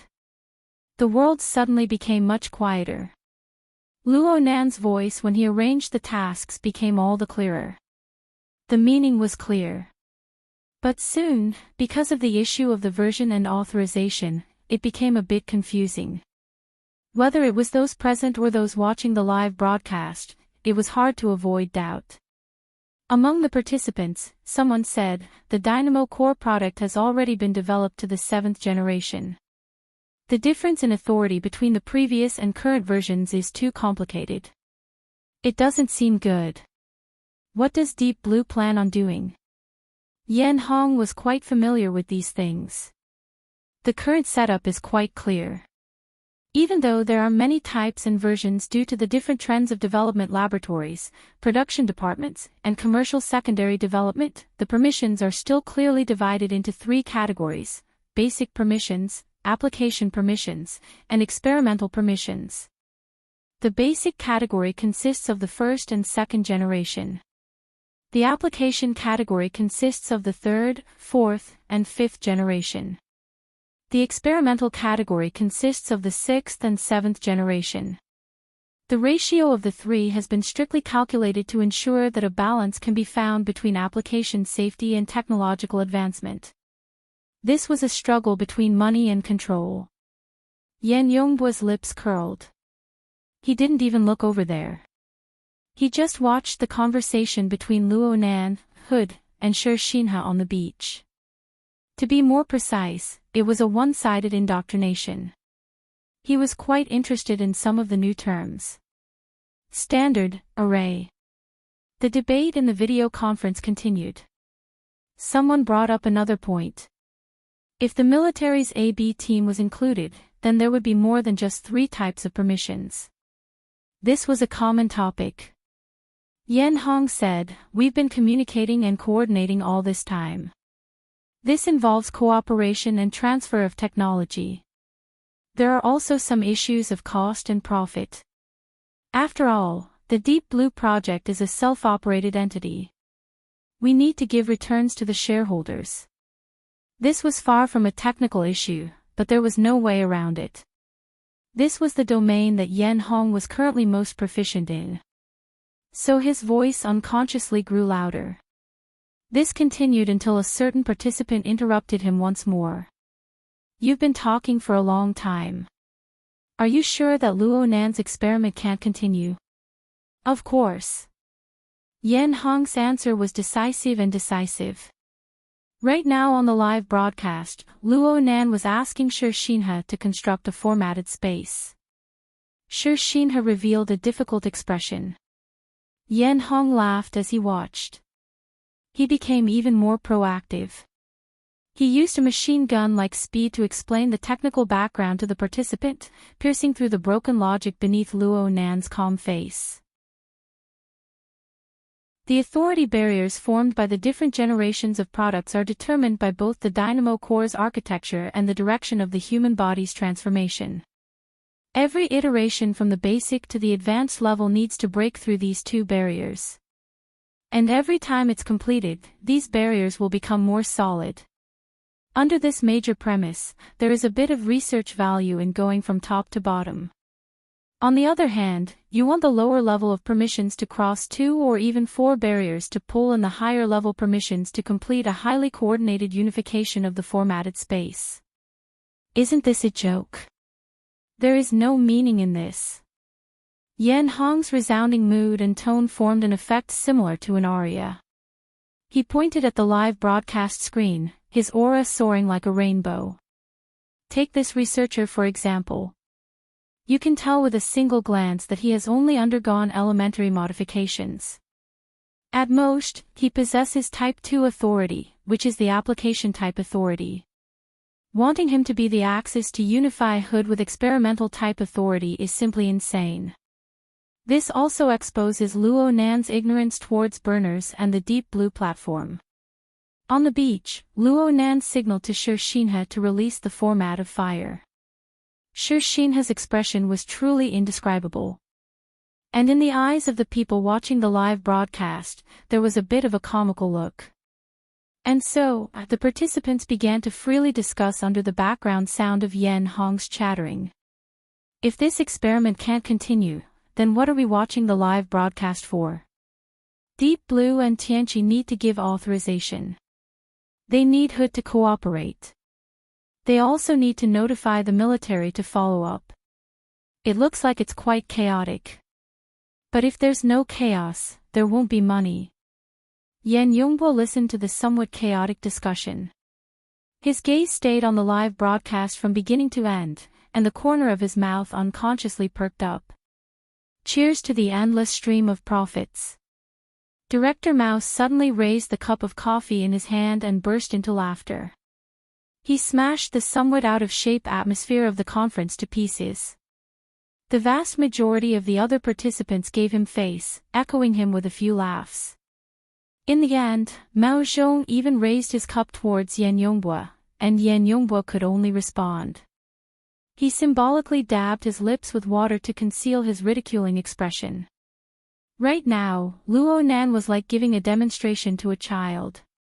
He was afraid that Shi Xinhe wouldn't understand, so he took the initiative to extend his hand. Yen Hong's volume and tone had already recovered to its peak. Burners are essentially the product of a combination of a highly conceptualized configuration and a highly idealized state of the natural human body. It is precisely because of the conceptualization that every new generation is a great change in design thinking. It is precisely because of the idealization that the human body will be modified with harsh requirements in terms of the body and technology. The regulations of the two are the most solid foundation of burner modification technology. They are also the most powerful barriers. They cannot be. In the next second, the faint white glow of the flame streaked across the bottom of Yan Yongbo's eyes and cheeks under the double refraction of the glass and clear water. He was startled for a moment. The mountain spring water had clearly soaked his lips, penetrating with a cool air. But at this moment, a scorching sensation and a burning sensation smacked him without the slightest scruple. It was as if Yan Yongboi had been scalded. He reflexively moved the cup back, but his movements were too large. He wasn't able to place the cup properly, and the water droplets in the half-full cup splashed out, splashing onto the front of his shirt. But Yan Yongboi didn't make any superfluous movements. He just maintained the posture of the cup splashing to his chest. He stared fixedly at the projection area, stared at the live broadcast, and stared at the cluster of weak yet clear flames in the palm of Luo Nan's hand. The flames possessed a unique sense of light. After a short period of chaos, the sound in his ears became exceptionally clear. Within the entire room, within the entire remote conference scene, only Yan Hong's voice could be heard. He screamed in a trembling manner, "No, no." Yan Hong probably wanted to say something along the lines of impossible. But under the sudden impact, this creator of the archetype format, the authoritative expert in the field of burner modification, was like an old repeater. After getting stuck twice, he began to repeat on the verge of collapse, "Unstoppable. Unstoppable. Unstoppable." Yan Hong's vocal cords had already lost the ability to vibrate by the third time. He didn't make any other movements. His body's functions were already locked to a dead stop. He only had an empty gaze that swept across the chaotic and crisscrossing images of space. It was as if he wanted to hook onto something and maintain the most basic of balance. This was the first time Yan Yongboi looked straight at the scene of the video conference ever since he entered this room. He looked at his old dad, who was using the most absurd and ridiculous method to grab everyone's attention, but who would care about a hoarse old man shouting at the top of his lungs when a truly dazzling character was standing in front of him? Was this the fate of a lifetime? The gazes of the father and son interweaved and intersected. Perhaps there was some communication. But even Yan Yongboi himself wasn't so sure. Yan Hong's eyes flipped up in the next second. He fell backward, completely falling out of the range of the camera. The corners of Yan Yongboi's eyes twitched a bit, but his face remained expressionless. He shifted his gaze once more. And when he looked at the drawing of the live broadcast once more, the young man, who had a matter-of-fact attitude from start to finish, finally twisted the muscles of his face. The blood vessels in the corners of his eyes suddenly swelled, weaving into a dense net. Director Mao raised his eyebrows. He just happened to see a blazing white flame that was far more solid than the one Luo Nan had demonstrated burst forth from the palm of Yan Yongboi's hand. It brushed across the body of the cup he was holding. The walls of the cup cracked and the clear water boiled. The water either flowed or evaporated in the span of a single breath. The cup was empty. Yan Yongboi felt Director Mao's gaze and turned to look at him. Their faces met. Half a second later, Yan Yongboi's eyes drooped down under the pressure of this extraordinary power. He gently placed the glass cup that could shatter at any time on the edge of the office desk. Then he bowed. "I've been impolite. My father's body isn't feeling well. Please allow me to go and make some inquiries. Unfortunately, he's at a critical moment." "I understand. Please help yourself." Director Mao raised the already empty cup once more. This could be considered sending Yan Yongboi off. He was very certain that Yan Yongboi wouldn't return to this room. And right when Yan Yongboi pulled open the door and walked out, the sound of intermittent gasps, startled cries, and even curses rang out in the remote conference room. Yan Yongboi's movements paused for a bit. In the end, he didn't turn his head. He walked out with large strides. Chapter 963. It was 9 o'clock in the morning on Zeolite Beach. Due to the thick fog that pervaded the sea, the sunlight was somewhat obscured. The boundaries of light and shadow on the beach were not clear enough. It was as if there was a layer of frosted glass between them. It made people subconsciously feel that many details might be missing in this moment. So at this very moment, thousands of eyes from all over the world stared at this private beach with all their might. They were like thousands of searchlights. Even though everyone had different viewpoints and thoughts, they had indeed achieved instant coordination in this instant. They hated that they could not completely illuminate this place, especially the details of the domain of space in Luo Nan's palm. The emotions were so intense that Shi Xinhe's and Zhang Yingying's lenses seemed to be unable to bear it. Their lenses shook violently. From another perspective, it was extremely in line with the mental state of the vast majority of people. In fact, the lens of Shi Xinhe, who was currently standing opposite Luo Nan on the beach, had already gone crooked to who knows where. Fortunately, Zhang Yingying was still there. She realized the linkage, projecting this absurd and inexplicable scene into everyone's field of vision. From Zhang Yingying's lens, one could see that Shi Xinhe was like an old machine immersed in seawater. The joints of his entire body were rusted to death. He maintained the posture of reaching out with his hand, and the format of fire swayed faintly. It barely reflected the radiance of the cluster in Luo Nan's palm, but he did not make any further movements. He did not know what to do next. Shi Xinhe did not move. Luo Nan moved. Luo Nan's palm, burning with flames, extended a certain distance forward. The edge of his palm made contact with Shi Xinhe's thumb, basically maintaining a flat surface.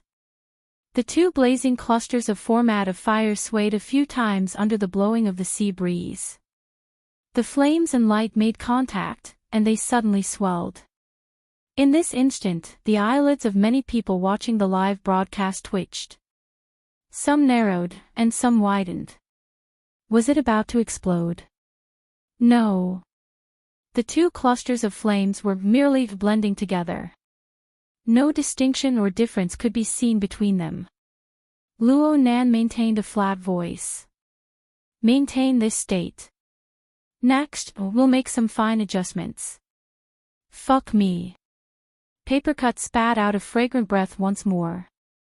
The expanding and blending flames seemed to transform into a sword of light that pierced straight into his eyes. It stabbed him so hard that he suddenly raised his head. He forgot that the bench he sat on was next to the wall. Amidst the muffled sound, the back of his head collided heavily. For a time, Papercut didn't feel any pain. Even his grunt was stifled in his throat. He only felt that the scene in the projection area before his eyes was swaying and fluctuating. It was absurd to the extreme. Di Weiwu was also blinking his eyes. Although he was young, he had lived in this circle and had seen a lot.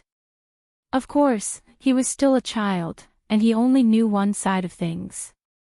This is the format of fire, right? Did Brother Luo Nan learn Secretary He and Guard Gao's ultimate moves? God would probably cry if he heard that. Papercut's thoughts swayed back and forth, casually weaving all sorts of illogical scenes. At this moment, the pain of the back of his head hitting the wall was transmitted from his nerve endings to his central nervous system. He gasped and clutched his head, but it also made him a little more clear-headed. He subconsciously turned his attention to his friend group, hoping to get some support from there. No matter what it was. However, there was only the tragic scene of a tsunami passing through the group. There were some dull, panicked, and even inappropriate expressions, as well as some hi. Everyone's minds were scattered and shivering under the illumination of the blazing white firelight that Luo Nan and Shi Xinhe supported together. As the first person to send the message to the group, Papercut felt that he had the responsibility to sort out the logic. However, as soon as his thoughts formed words, he was convinced that this was the stupidest guess of all. Nanster, he, accepted the transformation. At the same time, in a group that Papercut wasn't too clear about, someone asked nearly the same question in an investor's video conference in Deep Blue World. In the next second, there were sneers and mockery. Are you saying that Yan Hong fainted from happiness? But how do you explain this? The person who was rebuked slapped the table. Yan Hong, that bastard, just said that the dynamo core and the corresponding modification technique are two barriers for every level of authority. That researcher was at the second level, so he should be at the 4th level. What was he now? High and mighty. Then what's the point of us having authority here and the passing of generations? Is this a joke? There were some who were a bit calmer. They spoke calmly, but their meaning was in agreement. Deep Blue needs to give us an explanation. I suggest that we convene an emergency meeting of the board of directors and let the CTO and COO give an explanation. We still need to wait for a meeting. Let's save some time. Herman, who had participated in yet another vexing meeting, joined the ranks of the denouncing. The young man's actions were even more direct. I'll contact Wang Yu and Li Wei. In addition, I feel that the so-called experts need to be replaced with someone with a stronger mental fortitude. Before Herman's voice could fall, a rather conspicuous bald head appeared in front of the commentary camera after Yan Hong fainted. This person was expressionless as he nodded towards the camera. I'm very sorry that an accident occurred. I hope that I can satisfy everyone. Many of the people participating in the meeting recognized this fellow. Bald Jeff, an important scientist of Deep Blue and the Apocalypse Laboratory. He was an authority on dynamo core technology, and he would occasionally appear as a spokesperson for the laboratory. Herman and Jeff had a bit of friendship, but this didn't mean that he would accept this kind of replacement. Jeff, Li Wei should make an appearance in this matter. We absolutely don't want our trillions of investments to sink into the ocean of the Deep Blue world. Mr. Herman and everyone else, Chief Li Wei is indeed unable to participate in the meeting. He's currently on the phone with Lieutenant General Joseph. He has an appointment in a bit. But I believe that he will certainly pay attention at all times. Someone rushed to ask Herman a question. So you're saying that Li Wei also believes that this is a major event? Bald Jeff was even more solemn than usual in front of the camera. He was like an emotionless speech machine. From a professional technical point of view, we still need to gather further information and conduct analysis. We need to know what step Luo Nan can take in the end. It sounded like an excuse at first, but Herman captured an ominous tone from within.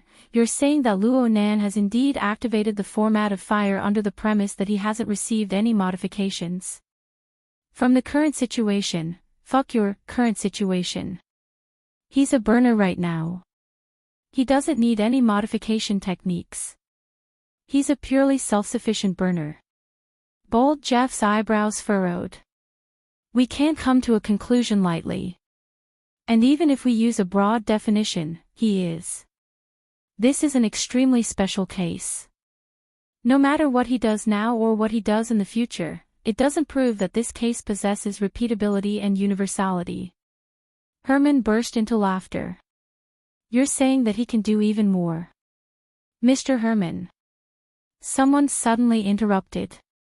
Isn't he going to do the format of space? A cold wind suddenly blew through the video conference room. Not a single one of the dozen or so people in the conference room spoke. Who's next? Under the live camera, Luo Nan completed the fine-tuning that no one besides him could figure out. Then he indicated to the idiots beside him to let the ones behind him follow. Hood, who was originally standing closer to the front, was still in a dazed and absurd state. He stared blankly for a moment before coming to his senses. He took a step forward, but he wasn't as fast as the others who moved their lips. I'll do it. The one who spoke was a young man who looked extremely strong. He wore the same training uniform as Shi Xinhe. They should be members who had come to T-City to participate in the safety training. Sure enough, Shi Xinhe introduced mechanically. Steven, this is the project teams. Luo Nan didn't care about this. He just let Steven ignite the format of fire. The young fellow, who was at least 10 years older than Luo Nan, had the expression of someone who was carrying out a dangerous mission. He extended his hand and let his own aura fuse into the group of flames. With you as the main axis. Ha! The two participants had stupefied expressions. Luo Nan's gaze pointed at Shi Xinhe. I'm talking about you. You'll be the main axis of the framework of the format domain. I'm the one doing the experiment. In order to guarantee objectivity, I can't participate in your domain. Objectivity my ass. Hundreds of people roared in ridicule as they watched Luo Nan single-handedly direct this scene. Luo Nan was calm in Zhang Yingying's camera. This magnitude is more or less enough. It can sufficiently interfere with the mental and material planes at the same time, allowing the burner's prescriptions to be projected into the structure of space and time. It also maintains relative stability. It can barely be called a domain. Maintain it. Not bad. It's that simple. This was a lie. He wasn't the only one who guessed this. There were so many ability users and military burners all over the world. It wasn't like no one had seen the format space before. It could also be said that the format domain was activated. Life energy was transformed into the most straightforward light and heat. The glorious scene of the engraving of the framework of rules and regulations in space and time was something that would be unforgettable for the rest of one's life. The most classic battle example in recent times was undoubtedly Blood Prison Tian Bang laying down the format space. He used absolute superiority to kill the Blood Flame Order's veteran expert, Mo Luan. Not only did that battle push Tian Bang to the position of number 1 beneath the extraordinary, his name shaking the world.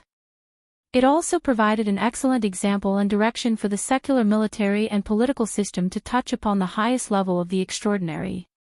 And right now, the format fire in the palms of the three people was stable and blended together. The color of the light gradually thickened. But compared to the battle between Tian Bang and Mo Luan, the difference was like the difference between heaven and earth. Can this be considered a format domain? Herman was filled with nervousness and a sliver of delight. He asked Baldy Jeff for an answer. However, Jeff didn't answer. He just stared very intently at the live broadcast screen. Luo Nan, who was in front of the camera, was completely unaware of this. He continued to speak his own words and do his own thing. You two are usually partners. Your gears work together quite well, but it's not typical enough. Next, we're going to change groups. We're going to change the best version as well. Many of you seem to be different. Hood, who was within arm's reach, had already opened his mouth. Luo Nan gave a clear order. Give me an even lower version. First consider compatibility. Hood had already forcefully stuffed back the words that were on the tip of his tongue. The other fellows didn't care. Someone immediately raised his hand. T-City's Coastal Defense Special Forces. Second Lieutenant Wilson. This was a man with a full beard that looked more like a pirate than a soldier. Luo Nan's gaze swept up and down. Okay. You're up. Wilson grinned. He went forward and extended his hand, imitating Luo Nan. And so, the four people squeezed into a small circle. It was like a pep talk before a soccer match. Unfortunately, it lacked hot-bloodedness and excitement. They were more apprehensive. Crackle. A very clear explosive sound rang out. The place where the four people joined their hands together suddenly erupted with a flicker of a lantern. The format fire, which had been steadily increasing in brightness all this time, suddenly rose in brightness. Then it clearly dropped. It appeared to be flickering between brightness and darkness. Hey! Zhang Yingying let out a low cry from her throat. She forcefully suppressed it back down. Her reaction was extremely representative. An incompatible reaction has occurred in the intergenerational architecture. Bold Jeff timely explained in the video conference. Did he fail? At least two people spoke at the same time. They couldn't wait any longer. Before Jeff could respond, dozens of tiny flying ant-like objects could be seen floating outside of Luo Nan's body. They buzzed, and in the next second, it was as if they were attracted by the flame in the center of the four people. They coiled around and cast themselves toward the place where the light was the brightest. They were really thrown in. However, the format of light, which was transformed from blazing life energy, didn't seem to possess any lethality. It allowed these little things to be thrown in and out. They revolved and shuttled back and forth. It was like a magic show. The only visible change was that the flickering flame light became stable and thick once more. It reflected on the faces and bodies of the four people in the surrounding with a seemingly substantial layer of light. Is this a smokescreen? Those little things. They're the syncopators. Is he really controlling them? What principles are they based on? There were some investors who continued to strongly doubt Luo Nan, but most of them leaned toward a more realistic level. Because of this, even these questions were pressed toward bald Jeff. Jeff wasn't Yen Hong. He wouldn't grant every request, and he wouldn't speak without thinking. No matter how anxious the participants were, he, the commentator, remained as immovable as a mountain. In fact, most of his energy was focused on communicating with the key characters. He had already sent Hood, who was directly under the Apocalypse Laboratory, a few dozen monitoring and testing projects. He requested that they be carried out properly no matter what. No matter how good the live broadcast was, it couldn't be more reliable than these data. The problem was that Hood couldn't get close. Hood, who was shouldering a heavy responsibility, began to feel a bit impatient in his heart. Hood had long since done the projects that could be observed and tested in close proximity. The rest required him to personally participate in order to sense and record. Of course, this was the most important part. He couldn't figure out whether or not Luo Nan's repeated exclusion of him was intentional or not. It must be known that the decision of the experiment rested on Luo Nan alone. He wasn't the only experimental tool, like Hood. Hood put himself in Luo Nan's shoes and thought about it. Even if the military's AB team had an ambiguous attitude before, they would probably force themselves to come over right now if they could find this kind of opportunity, this kind of scene, and this kind of event. Would it be difficult to find a few dozen burners in such a large city like T-City? Moreover, the Pacific Fleet was all around them. There was also the aerospace fleet above them. If they were really forced into a corner, the Deep Blue Walker combat team of several major cities in the Pacific Rim could airdrop burners within 3 hours.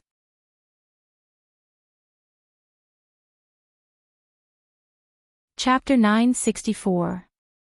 Hood pursed his lips. He ignored the glare of the intense light as he stared at the area where Luo Nan and the other three's palms converged. He stared unblinkingly at the increasingly dazzling mass of flames. He was already considering how to shamelessly join the fray first. Hey, you! Hood suddenly came to a realization. At the same time, he felt Luo Nan's calm and clear gaze. Your strength and authority should be the highest in this group of people. You don't have any objections to being a support, right? Luo Nan's rare concern for humanity made Hood feel uncomfortable from head to toe. He didn't forget that his own identity was the most awkward one right now. However, Hood was burdened with heavy responsibilities. He couldn't care about anything else. He quickly shook his head. No problem. Professor Luo, feel free to make the arrangements. Then that's fine. You join in first and familiarize yourself with the structure. I'm about to withdraw. The rest of you, join in after 10 seconds. Hood's eyelids twitched, but he didn't say a word. He took a step forward and extended his hand forward. The format of fire in the center, which had just recovered to a relatively stable state, suddenly increased in brightness due to the connection of his aura. It was like a powerful lamp that normal people would find it hard to look at directly. It was like a gust of hot wind had been set off under the spread of the powerful light. The dozens of scintometers that had been shuttling through the format of fire were instantly blown away. A few of them burned and exploded midway. They looked extremely miserable. Luo Nan didn't say anything, but Hood's heart was beating fiercely. He had already done his best to estimate and speculate the energy structure of this cluster of format of fire when he was observing from the outside. He had considered the node he was connecting to. He didn't want to destroy it. Absolutely not. It was just that the large amount of photons that appeared explosively in the air the moment he entered and the energy that leaked from them gave him the feeling that he had accidentally damaged some delicate yet fragile sealing device. It was as if he had poked through a paper lantern. How could something so fragile be called a format domain? Hood didn't feel it was appropriate to evaluate anything. He just hurriedly suppressed the incorporeal energy structure that seemed to be on the verge of falling apart along with the other participants. As for the examination items that Baldy Jeff had arranged, he had forgotten about them for a time. Luo Nan withdrew his hand at this time. Lead. Shinha's shout was quite miserable. Aside from the panic of watching the core structure collapse, he also hoped that Luo Nan would lend a helping hand. Luo Nan didn't even shift his gaze. Zhang Yingying's lens was very sensitive. She immediately followed Luo Nan's line of sight and looked around. She looked at the syntome that had been blown into the air. These small metal and aggregate products were moving up and down in the feeble airflow, but in the end, they still maintained a dynamic balance and were scattered in an area with a diameter of about 10 meters. This is... Zhang Yingying wanted to ask a question, but Luo Nan turned to the camera. He extended his hand and pointed to the side. Understood. Zhang Yingying understood tacitly. She and Luo Nan immediately moved out of the range of the syncopator. When he turned around to look at those experimental tools, they were still standing stiffly on the spot. All of them were at a loss for what to do, and they looked extremely pitiful. What's going on? The experiment is still going on, right? Zhang Yingying swallowed the word failure. It's all right. It's just that some people are a little stiff in the head. It's probably because they let the dynamo core take care of a lot of things. Ha! Luo Nan sighed and raised his voice. The flame is just a demonstration. Isn't it because you guys are inside the formatting domain? The rest of you, go in. Sometimes, concentration is very important. The group of people looked at each other in dismay, but Luo Nan's command was still effective. The remaining 4 military elites began to draw closer to their comrades who had set fire to nothing. As the distance between them continued to shrink, their auras intertwined with each other. A new feeling began to emerge. Hood's eyelids twitched once more a second later. Shinha, who had been designated by Luo Nan as the main axis of the formatting domain, subconsciously raised his hand. His fingers, palms, and elbows streaked across the scorching radiance of the format of fire, setting off a field of flowing sparks. Then, the excessively bright format of fire shattered with a bang. The vast majority of photons abided by the second law of thermodynamics. They transferred and transmitted energy to the surrounding air. However, there was a considerable portion of photons that suffered additional constraints during the process of overflowing. They followed the flickering paths of light as they swam and circulated in the air. They were like tungsten filaments that glowed from the heat of an enormous light bulb. These paths were still floating in the air at first, without anything to rely on. However, in the blink of an eye, all the surrounding participants had become a part of these paths. They're glowing. There were definitely more than 1 or 2 people like Di Weiwu who cried out involuntarily in shock in every region of the world. At this very moment, the lens encompassed all of the burners on the beach. And these special humans who were gathered together practically simultaneously turned into glowing bodies before the eyes of thousands of spectators from all over the world. Streak after streak of distorted light paths appeared on their bodies and continued to spread out. Soon, they connected with the paths floating in the air, breaking away from the two-dimensional structure that circulated on the surface of their bodies. They possessed an even more prominent penetrative power. The visible region was like this. What about the invisible region? More accurately speaking, what about the inside of these people's bodies? It was impossible for people not to think too much. The blazing radiance radiating from these people on the beach really did seem like they were burning. The surroundings of the beach seemed to darken. In reality, this was due to the glare of the focal area of the lens being too dazzling. Quite a few people felt their vision blur after watching for a long time. They didn't know what was going on, so they could only ask professionals. What's going on? What in the world is Luo Nan trying to do? A certain representative of an organization participating in the video conference completely lost any thoughts of deep thought. He just wanted to know the final answer. Out of control. Bald Jeff simply spat out a single word. Right now, there was no need for Hood, who was trapped in the situation, to give an answer. A preliminary conclusion could already be obtained through the changes in the data of the remote monitoring. What out of control? Are they going to die? Enter a state of mental derangement. Bald Jeff furrowed his brows, but he still accepted this unprofessional description.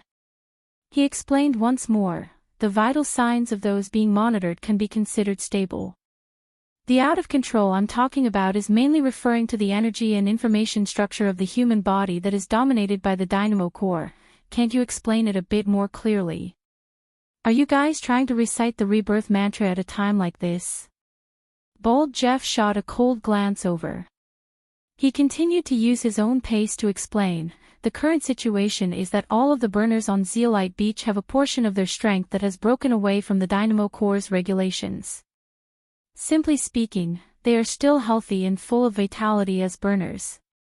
However, this vitality has already broken away from the dynamo core's original settings. They can completely do some things that are impossible to calculate within the existing models. They can create a few unpredictable troubles. The members of the conference were silent for a few seconds. Finally, someone understood the deeper meaning behind Bald Jeff's words. So what you're saying is that the so-called out of control doesn't mean that those fellows on the beach have entered a state of mental derangement. You're just saying that our control has collapsed. Bald Jeff didn't give a direct answer.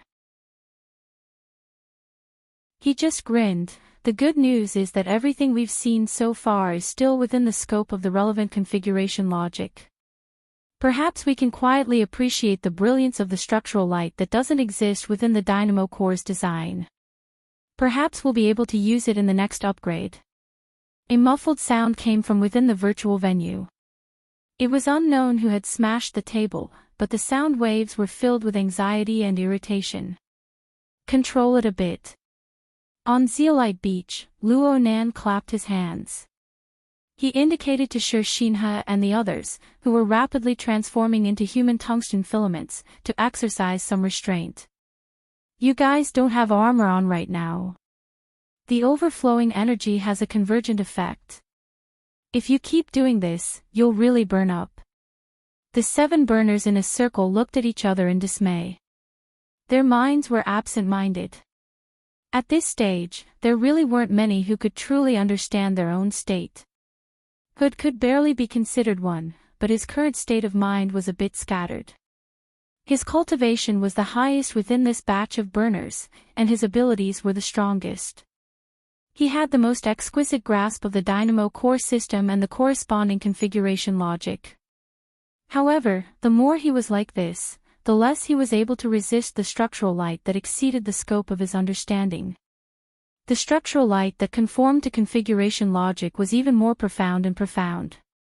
Within this seemingly fragmented yet indistinctly integrated structure, he himself had become a part of the entire structure. Whether it was his life force or his thoughts and consciousness, they were all reaching a domain that he had never sensed before. He had never considered it. He had never imagined this domain. He was no longer as strict as steel. No, the flow model of energy and information was still strict. It was just that it was no longer those extremely familiar, man-made regulations. It was even more impossible for it to be a model that the dynamo core was grasping and calculating. Instead, it was in a vaster domain. It was outside the limits of his perception. It was thrilling, yet it was a perfect maneuver and configuration that made his obsessive-compulsive disorder feel extremely comfortable. The problem was that he was truly too powerless as the controller. Hood was still letting his thoughts run wild when he was suddenly called out. Especially you. Hood, right? Ha. Just being in a daze won't do. Your ability is the strongest. Even though you're not the main axis, you can completely act as a valve. What should I do? This was originally done by you guys. Is it that hard to gather them together? 7 burners. 7 elites. Right now they were like 7 idiots. Idiots that were about to be roasted from the inside out. Everyone in the audience could see Luo Nan's helplessness. He put his hands on his hips and thought for a few seconds. Then he lowered his head to reality. Forget it. Right now you guys find a more clear-cut area of focus. For example, the sandy beach beneath your feet. Sure, Shinha, you're the main axis. You decide. Yes. Do something to this sand. Use the domain you guys are supporting. Sure, Shinha's scalp was covered in sweat. He looked at the sand beneath his feet. His mind was nearly blank. As for the one that left the deepest impression, that's right. That ball of sand. Bang! It was clear that the result of using too much strength was a muffled sound that nearly shook the entire beach beneath his feet. The sand gave rise to fine waves that spread in all directions. It was so much so that even the seawater that surged to the head of the beach was pushed back a bit. However, Luo Nan's previous arrangements were also shaken. Some of the mounds of sand were trembling. Some had even collapsed. Wow! The Blood Flame Order has suffered a huge loss this time. Zhang Yingying, who was in charge of the camera, could not help but spit out a sentence. This natural beach of high quality might not be able to withstand such torment. The camera quickly shifted. Luo Nan maintained his posture with his hands on his hips. He just tilted his head to express his helplessness, but in the end he didn't say anything. In any case, a portion of the accumulated danger had been eliminated, right? As for the true victim, Meng Chong of the Blood Flame Order, he was currently on a call with someone. Meng Chong merely raised his head to glance at Zhang Yingying when he heard her voice.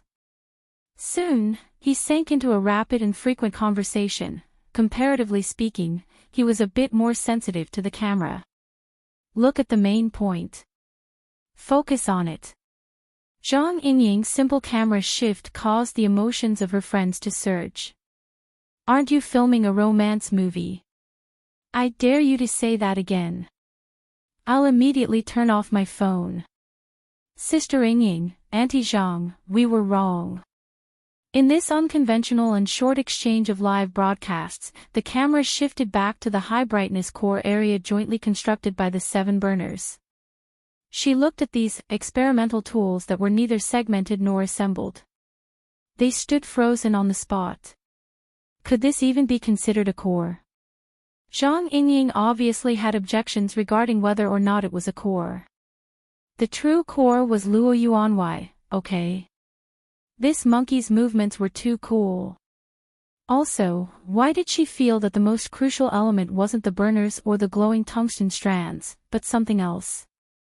Her camera shifted slightly, giving the scintometers floating in the air a quick and eye-catching focus operation.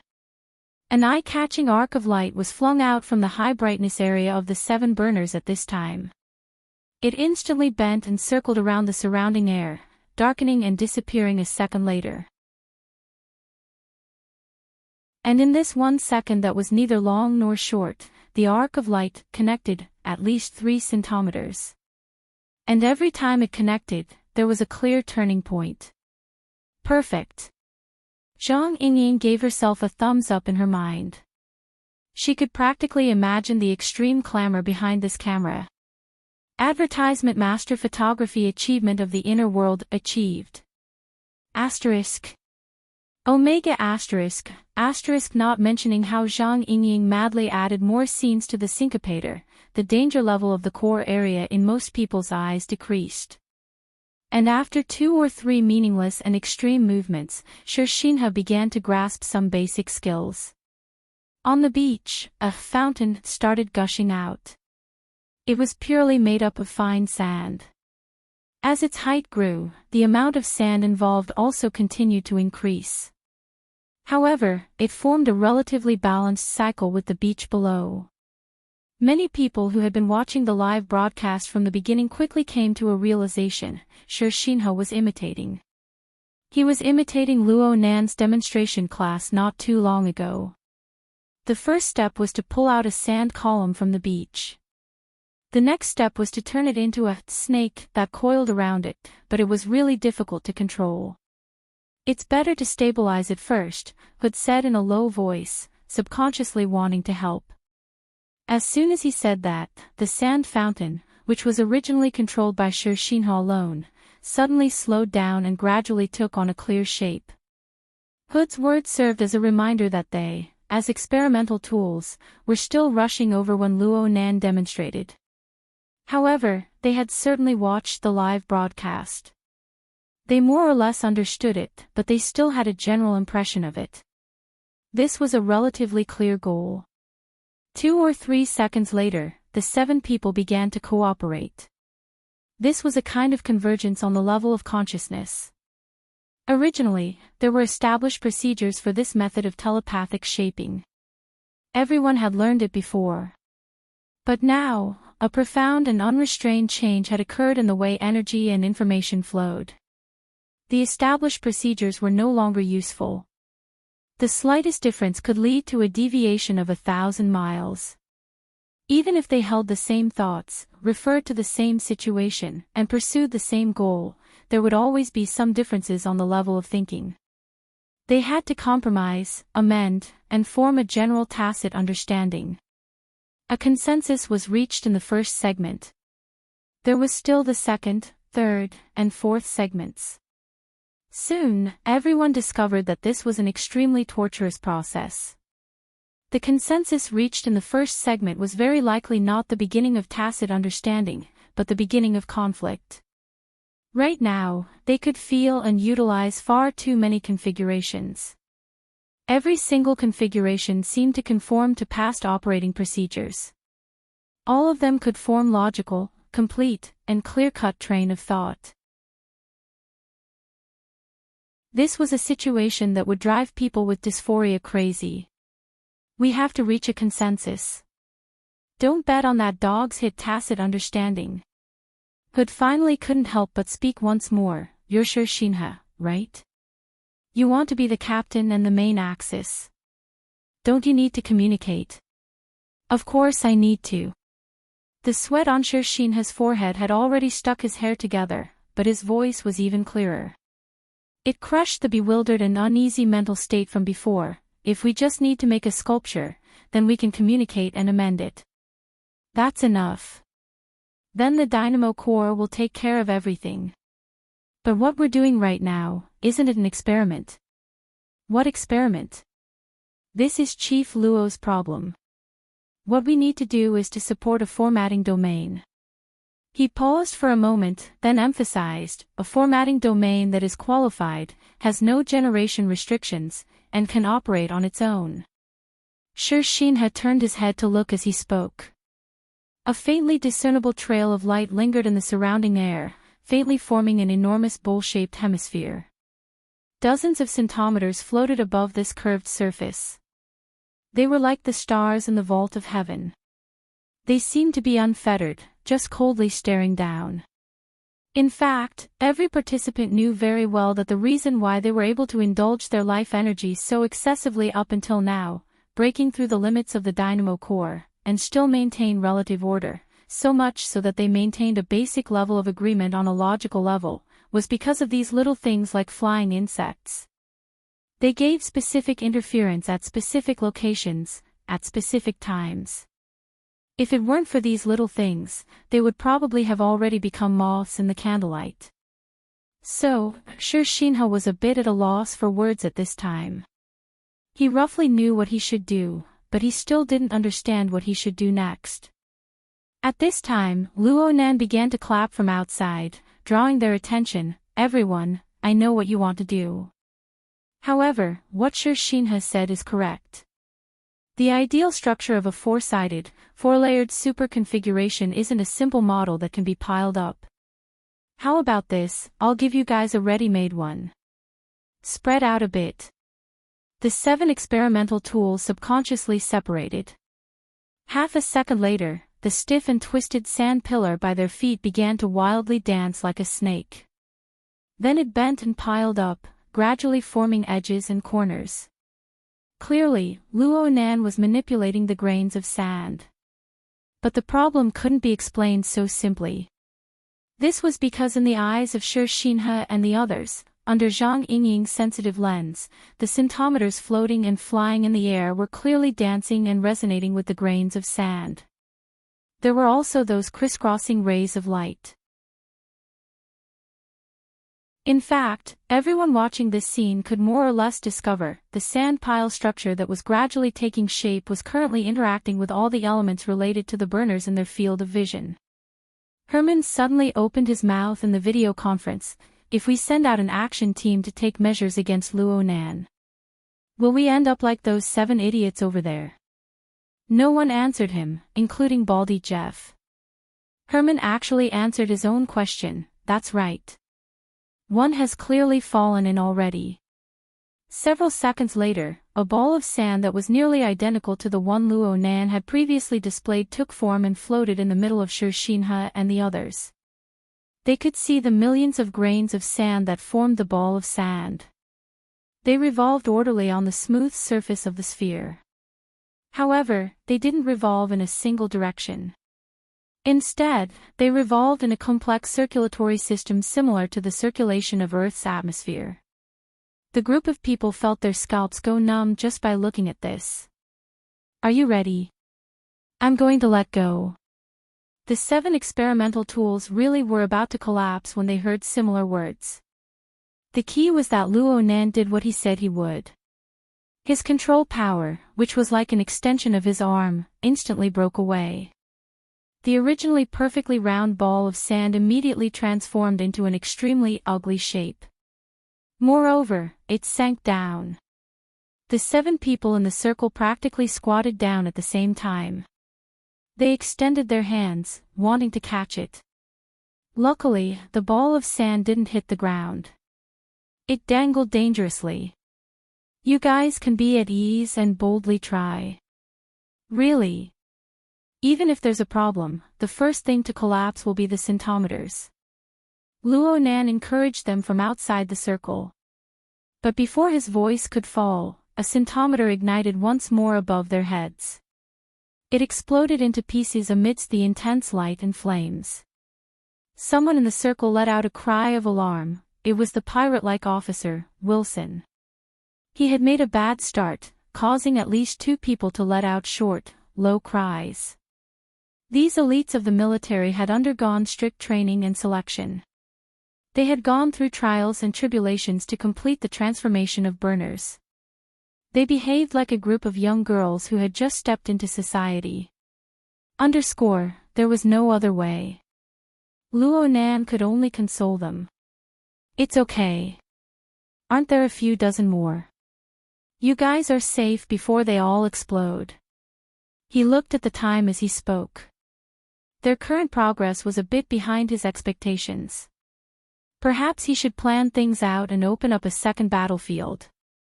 He should let some steps proceed simultaneously. He turned his head to look at the thick fog above the sea's surface. He began to ponder over a deeper problem. It was just that he was thinking deeply. His words were a bit casual. The fragile equilibrium that was completely constructed in nothingness trembled once more from the stimulation of his words. The scintometers exploded 4 or 5 times in a row. Luonan spread his hands helplessly. There's no need to be nervous at all, okay? This is just a temporary team-building activity. Isn't it good to treat it as a group bouncing a ball? Just drop it on the ground and start over. Believe me. This beach that you guys are on is the most suitable environment for you guys right now. You guys should be like fish in water here. Your wishes will come true, and everything will go according to your wishes. Come on, smile. What Luo Nan obtained were 7 awkward and stiff smiling faces.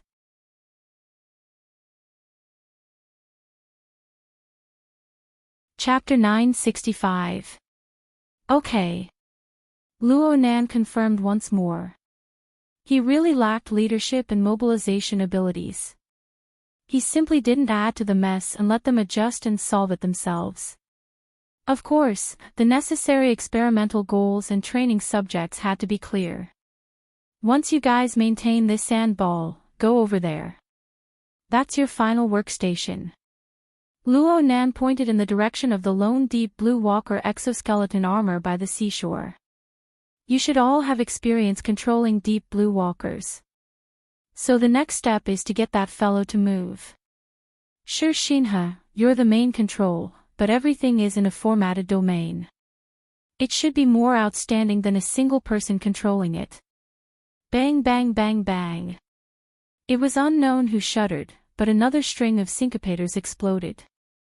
Luo Nan was already used to this. He just treated it as firecrackers. After thinking and calculating for a few seconds, he simply replenished the group, increasing the number of syncopators to 30. Feel the rhythm of the syncopators' operation. You can also try to segment them. Actually, you guys aren't used to it. You guys are too nervous. It was quite interesting to say that as the number of syncopators increased, the group of people felt that their tolerance for mistakes had increased.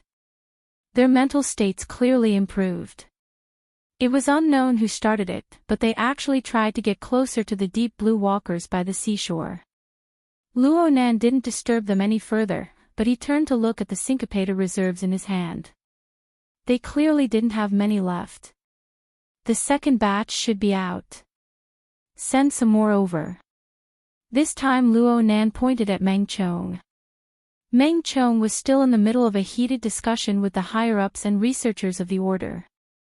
He was shocked when he heard Luo Nan's words. He looked at the burners on the beach and the syncopators surrounding them. Only then did he understand. He stood up and responded. Meng Chong's communication with the order had not been cut off. Right now, he just needed to relay the matter. However, he felt the formatted domain erected on the beach and thought of Elder Mo Luan, whose corpse no longer remained. It was hard not to feel strange. Also, Meng Chong didn't forget that Luo Nan's experiment on Zeolite Beach was actually divided into different sections. The group of burners was just one of them. In contrast, Luo Nan was right here. From Meng Chong's perspective, Luo Nan was reminding him, sure Shinha and this group of military elites would adapt very quickly. If Luo Nan didn't make any progress when the time came, the Blood Flame Order would lose face. Meng Chong took a deep breath. He felt that the efficiency of simple communication was far from enough. These burners were tossing and turning back and forth, but Luo Nan was guiding them step by step. This was breaking the rules. I'll go right away. I'll be back soon. This time, Meng Chong not only needed to replenish the syncopator, but he also needed to call for help. Compared to the military, the Blood Flame Order's strength might not be enough, but in D City, how could they not be able to form a team of 30 to 50 people? He remembered that Luo Nan's previous words had the meaning of the more the better. Meng Chong bowed towards Luo Nan and left in a hurry. His flying car had already become Luo Nan's experimental tool. Fortunately, this place was under the jurisdiction of Aber Manor. Running back didn't take much effort. Luo Nan could feel Meng Chong's sudden sense of urgency and competitiveness. He was happy to see this happen. He looked at the time again. It was almost 9:30. Time was ticking away. If he had to go out to sea in the afternoon to do an in-depth experiment, he would be pressed for time. Unfortunately, some things could not be rushed. Luo Nan pondered over what he should do when there was a gap. At the same time, Zhang Yingying, who was in charge of the mirror, silently leaned over and gave him a close-up. "Hey, are the chestnuts ready?" "Huh? You just said that you need to give an example. You said you swallowed half of it. Don't you feel full after all this time?" "Oh, I almost forgot." Zhang Yingying wanted to give Luo Nan the camera, so she naturally had to follow him. It was impossible for her to take care of the burners' team-building activity. As for Shi Xinhe, he couldn't even take care of himself. How could he spare the energy to film? The camera position was completely random right now. There were only a few crooked close-up shots or scenes that flashed by quickly. Shi Xinhe's rigid first-person perspective was completely immersed in the scene, letting the entire world's audience feel his nervousness. There was nothing else aside from this. At this time, everyone could only rely on Zhang Yingying. But now, she must have done this on purpose. Right now, Zhang Yingying was enduring the curses of many regions of the world, but she also received the same amount of praise. Xia City's papercut was already slapping his thigh in excitement. "You should have done this a long time ago. Those burners are going to be used as equipment, not for class." Praise was like clouds in the group and in the circle. Zhang Yingying's eyes curved as she smiled. She took on the posture of a popular host and host. "Come, Professor Luo. Let's take advantage of the time we have now to fulfill our promise." "You have time, right?" In the end, she still felt a bit guilty. "Yeah, no problem." Luo Nan pondered for a second, then he began to enter the main topic. "Where was I just now? Give me an example. Give me the example of the random segmentation of the life layer." "Oh, or the superconfiguration theory." Luo Nan nodded, continuing his previous train of thought. "Yes, the segmentation and the superconfiguration theory. What I mean is that the most important thing to do in order to accept this theory is to do a good job in segmentation and reconstruction of the foundational components." Zhang Yingying automatically took the role of a supporting actor. She inserted an advertisement in passing. "Do we need to use a syncopator? Of course it's good to be good at using tools, but just a syncopator isn't enough. We need to maintain a certain degree of objectivity. After all, it's hard to avoid a certain degree of deviation when we segment ourselves, especially when it comes to the mental plane. Then what should we do? We can consider a relatively objective environment for usage.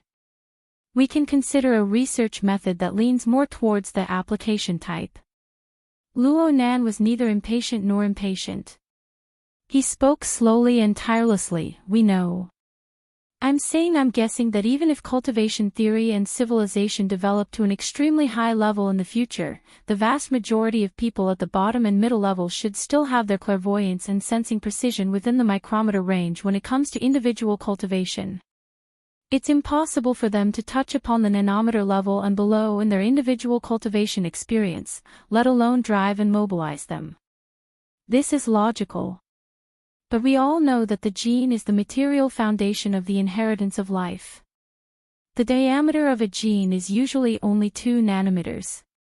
It will only be more difficult to segment the lower layer of the life substrate.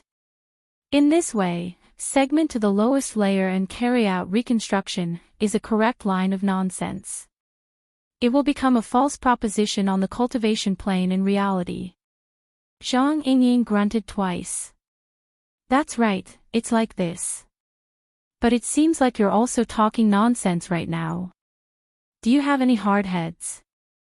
Luo Nan laughed. "The most basic method is to invest a large amount of manpower and capital to carry out basic research. Cutting-edge instruments and high-level researchers are used to carry out real-time monitoring and research of the cultivation of living beings.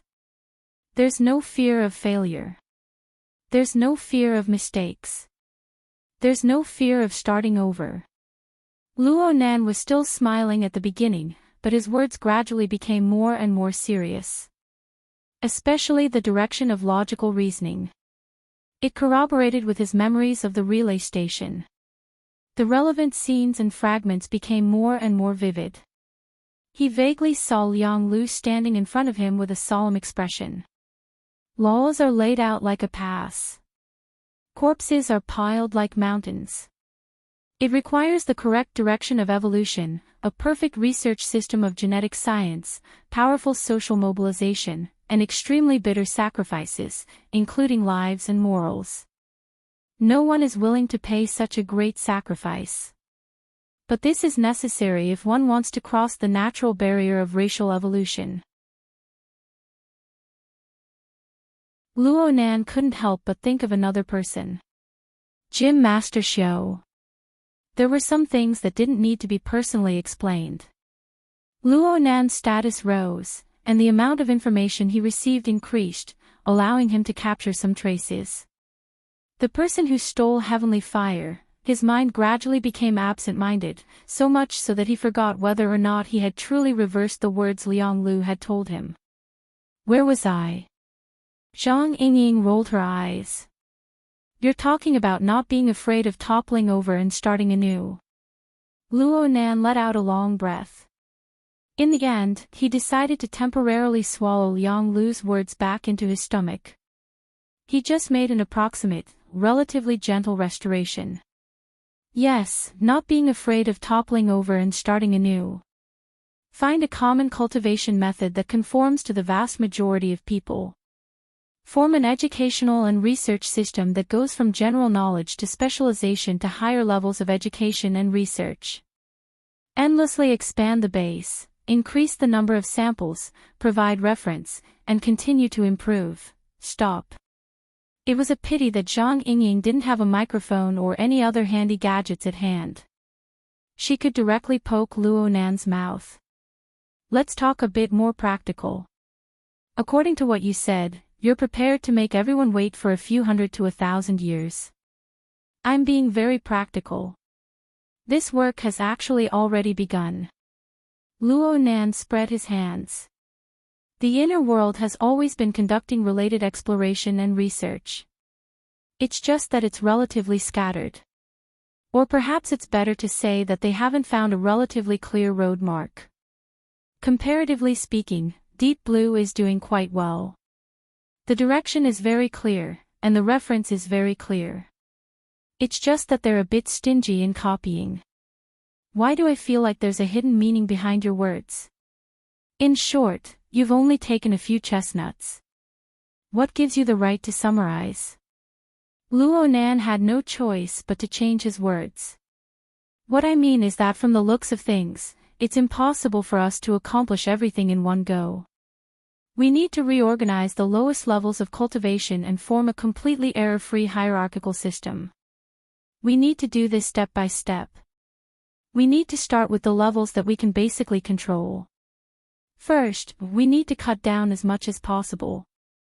Then, we use the interaction between high and low levels to push back with structural thinking. We need to solidify the hierarchical foundation. We need to use the direction and results of the leap as verification. We need to try and correct the mistakes and omissions of the past. We need to move forward one step at a time. Zhang Yingying muttered, "Where did you learn these watertight *T excuses?" Though Luo Nan said this, Zhang Yingying was able to roughly understand that Luo Nan's words were actually a highly generalized strategic direction. It was precisely because Luo Nan's generalization lacked quantitative and qualitative indicators that it sounded very general. Her Majesty Empress Wu would sometimes say something like this. Of course, Empress Wu was an extraordinary. She was a veteran power of the inner world. Even the generalization did not sound empty. In any case, one could fill in the blanks with one's imagination. As for Luo Nan, well, it seemed like he was pretty much the same right now.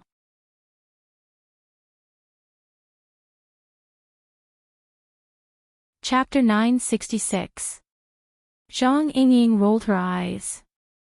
She felt that she could not let this person be too mature and affect the results. She immediately twisted words and forced logic. It's still too abstract. Is there anything more practical? You said that the inner world is messing around. When did I? Didn't you? That's what you meant. Since you said it like that, aren't you going to take out a relatively clear road sign? Or do you want us to follow in the direction of deep blue? Luo Nan shook his head. There's no need for that. Look at the burner. It's extremely effective on the visible level. There shouldn't be too many problems if we extrapolate from this. The prospects are very broad. However, looking at the current form of realization, it's still just an illusory tinder. Illusory tinder. Aha! Human body modification is a path. It's a path that cannot be avoided. However, if we can't explore the genetic level and affect the life and death of the life solvent and the logic of inheritance, there will always be regrets. Then, why don't you cut them up a bit? I think you're quite good at it. Zhang Yingying winked. She wished for the whole world to be in chaos. Unfortunately, I can't do it. Luo Nan spoke the truth. My methods are essentially illusory. They are still constructed on a conceptual model and not on a solid foundation. Can you explain it a bit more clearly? What I mean is that I still use the reverse interference effect of soul strength on the fleshly body to build an ideal model for igniting the format of fire. If there comes a day or some extreme environment where soul strength is unable to be used, then this model will collapse and fall apart. Soul strength is unable to be used. Zhang Yingying was half on the mental side, but she had no experience in this area. She could only use her own knowledge to make guesses. Are you talking about the situation before the era of distortion, before the emergence of supernatural powers? Oh. That is a space-time environment worth researching, but I won't go that far. I'm just saying that a true tinder should be under the natural framework of life, form, and soul. It should go through a cultivation-style arrangement and automatically ignite a kind of qualitative change. Of course, it certainly requires a certain external space-time environment to catalyze it. Inside and outside interfere, complementing each other. The topic had flown into outer space. How could she bring it back? I'm waiting online. It's urgent. Actually, Zhang Yingying could see that every word that came out of Luo Nan's mouth seemed to be backed up by evidence. It was more like a description than a deduction. The problem is, what you see, Uncle Luo, is something that we mortals can't see. Zhang Yingying didn't know how to continue. Fortunately, Luo Nan took the initiative to change the direction. What I'm saying is just to express one thing. The things that I'm going to talk about next are all on the applied level. They won't touch upon fundamental theoretical research. I'm unable to talk about things that I don't know. Preface, introduction, it's really long. Zhang Yingying couldn't hold back from ridiculing him. But she had to admit that after Luo Nan's lecture, basic research in the field of supernatural powers, especially the related directions, had increased quite a bit. Moreover, this guy definitely wasn't just saying whatever he wanted to say and hiding a script in his head, trying to stir up trouble again. She had to continue playing the role of a supporting character. Alright, everyone understands. Today, Professor Luo will be lecturing on practical skills. Which aspect? Luo Nan flexed and extended 3 fingers in succession: hierarchy, structure, and ascension. Without basic logic, it's impossible to talk about hierarchy and ascension. Then I can only talk about the middle part. He withdrew his index and middle fingers, leaving only his thumb. He wiggled it twice. Right now, we can talk about how to make a fuss about structure. We can try to segment supernatural powers. We can indirectly derive them. We can carry out self-perspective and analysis methods. Zhang Yingying's gaze swept over the strongest source of light on the beach. She blinked and had an innocent expression. Professor Luo, are you going to teach us how to segment burners? Before her voice even fell, powerful curses were unleashed from all over the world, even from many regions that exceeded this scope. Luo Nan laughed. Nope. Actually, I don't recommend starting with burners or the dynamo cores. It's not because they're bad, it's because they're too good. Zhang Yingying continued to act cute maliciously. I don't understand. Luo Nan was still gesturing with his thumb. Sister Yingying, do you know about the thumbless theory? Yeah, I think I've seen it somewhere before. Luo Nan spoke neither too fast nor too slow. He had been teaching for over half a year, and his experience had grown richer and richer. He had gradually forgotten what stage fright was. This is a metaphor put forth at the end of the last century. It is said that in the process of human evolution and development, nimble hands played an extremely crucial role. The evolution of the thumb brought about a stable grasping ability, and it possessed a decisive power. However, in the current stage of human evolution, let alone the thumb, even the hands aren't that important anymore. But in that special stage, without the evolution of the thumb function, can the hairless monkeys humans really obtain their current accomplishments? A more typical example is the scaffolding outside a building when it's built using traditional methods. When the project is finally completed, the only thing people see is the skyscraper. Who would care about those steel pipes and bamboo strips? It seems like we don't really use them now. But in the last century, the century before that, without those steel pipes and bamboo strips, how could we talk about high-rise buildings? This saying is still valid in the field of supernatural power research. When we face a highly integrated result, we only know that it is necessary, but we are often unable to find its sufficient and necessary conditions. This is because the once important but now useless link has been hidden away. It has even been streamlined. We can only see high-level reality, but we can't see low-level history. We are even more unable to see the underlying structure and order within the evolution of history. So from this angle, the standard array, the configuration of the dynamo core, is too high-end. It's too streamlined. It's not suitable. It seemed to make a lot of sense. Zhang Yingying was convinced by Luo Nan. She followed his train of thought. Then what's better? How about the more basic condensation ring? Last time you... Luo Nan coughed again. In a certain sense, it's more condensed than the dynamo core. Zhang Yingying blinked. Did I accidentally screw the boss over? Then let's use the Blood Intent Ring Fortress. The Blood Intent Ring. You forged it yourself. There's no problem with that. Luo Nan still shook his head. The structure of the fortress has a certain degree of integration. It's the product of an extremely high-level configuration thinking. And it leans toward the mental plane. But then again, this is a very good group order structure. Though it's forged from soul strength, the subjective thoughts are nearly chaotic after taking shape. It embodies the objective order of the mental plane. It's very rare. You can try it yourself on the mental side. Use the syncopator to do a few rounds of segmentation. It should be beneficial for grasping the logic and state of the birth and death of soul strength.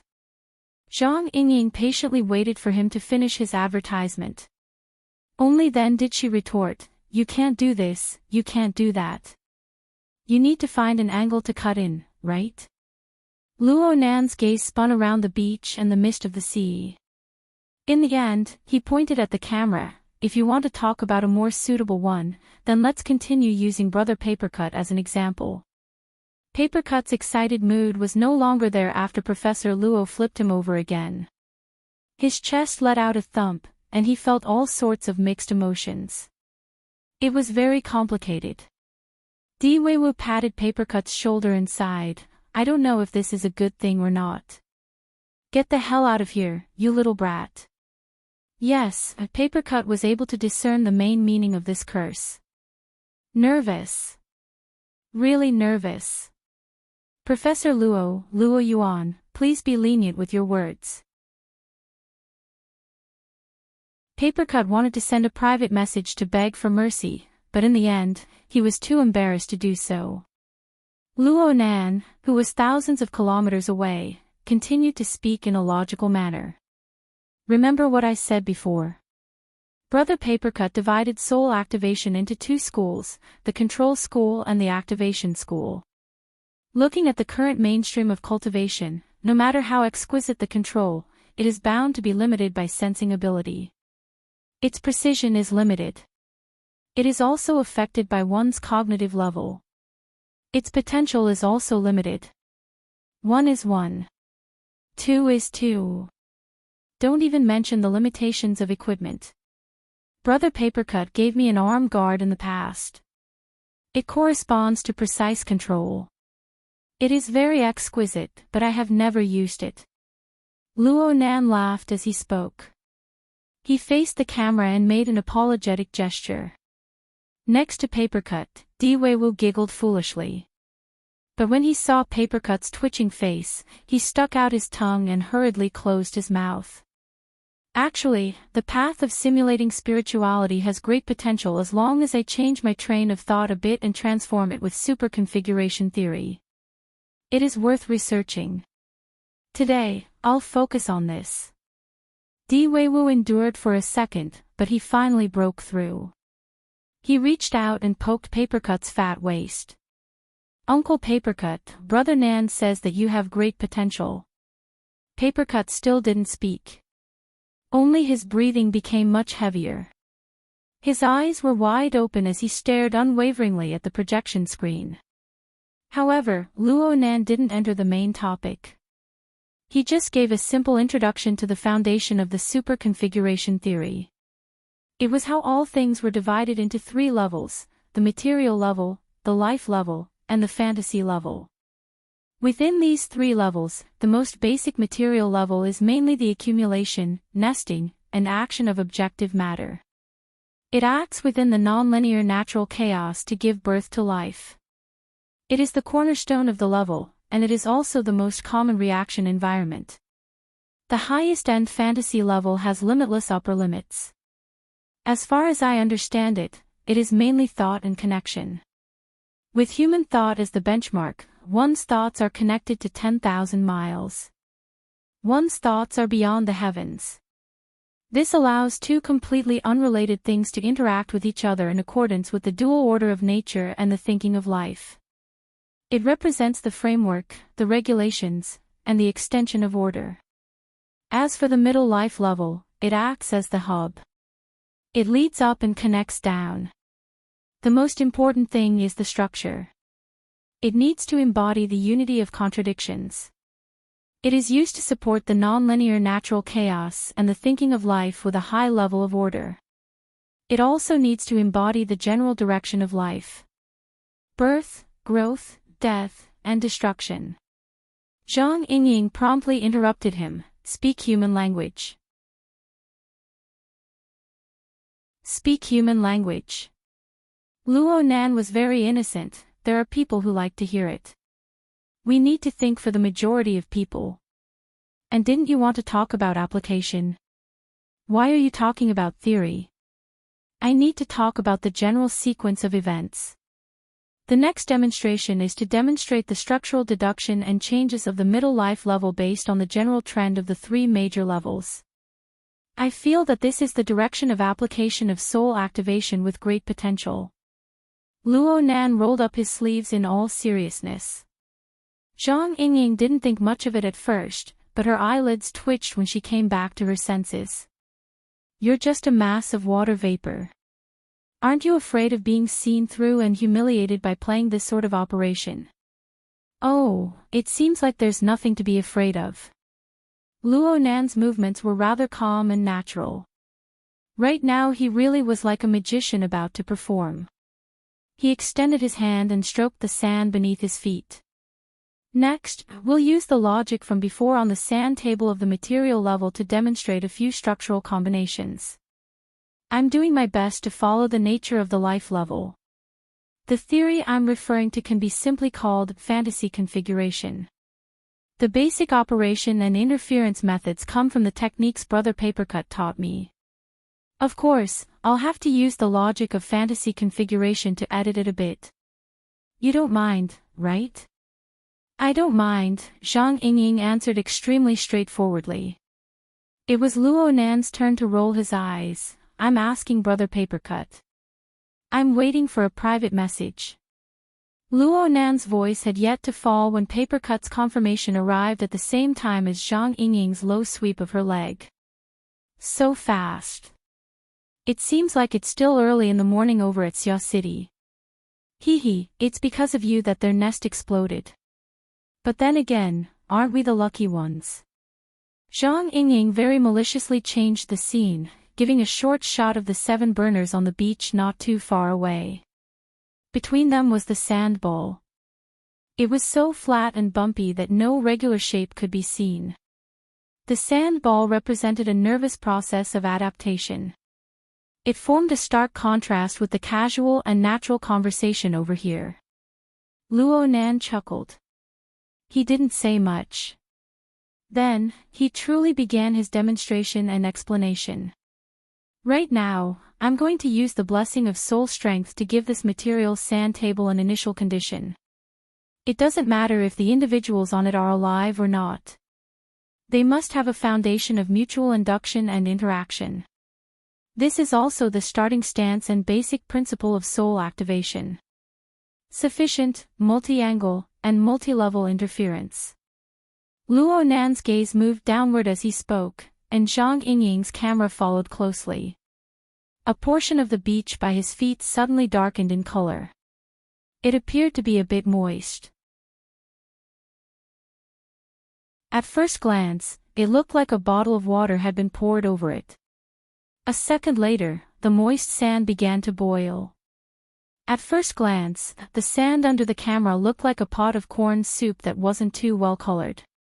Because of the density of the sand, it had an extremely eye-catching viscous feeling. But then, Zhang Yingying gave a close-up shot. Everyone immediately saw that every grain of sand in this pot of viscous soup was actually relatively dry. They weren't stuck by the soup, and there was very little contact between them. This pot of sand felt more like iron sand under the action of a magnet. It was magnetized within a magnetic field, attracting and repelling each other. And when the force used exceeded a certain threshold, the sand would push against each other and gush upwards, forming an extremely tensile bubble. Soon, the bubble would burst open, returning to the lower layer, and the cycle would repeat. Zhang Yingying felt dizzy the more she watched. She couldn't help but ask, why is it like this? What are they doing? That's a very good question. Luo Nan was already standing to the side, watching with folded arms. The truth is that they're doing things to each other. You're tuning into the LoveLore Library YouTube channel. We're so grateful for your support, and don't forget to subscribe to join us on this incredible journey through captivating stories. Your generosity through donations truly makes a world of difference, as it's the primary source of revenue that allows me to expand and enhance this channel for you. Thank you from the bottom of my heart for being a part of this adventure.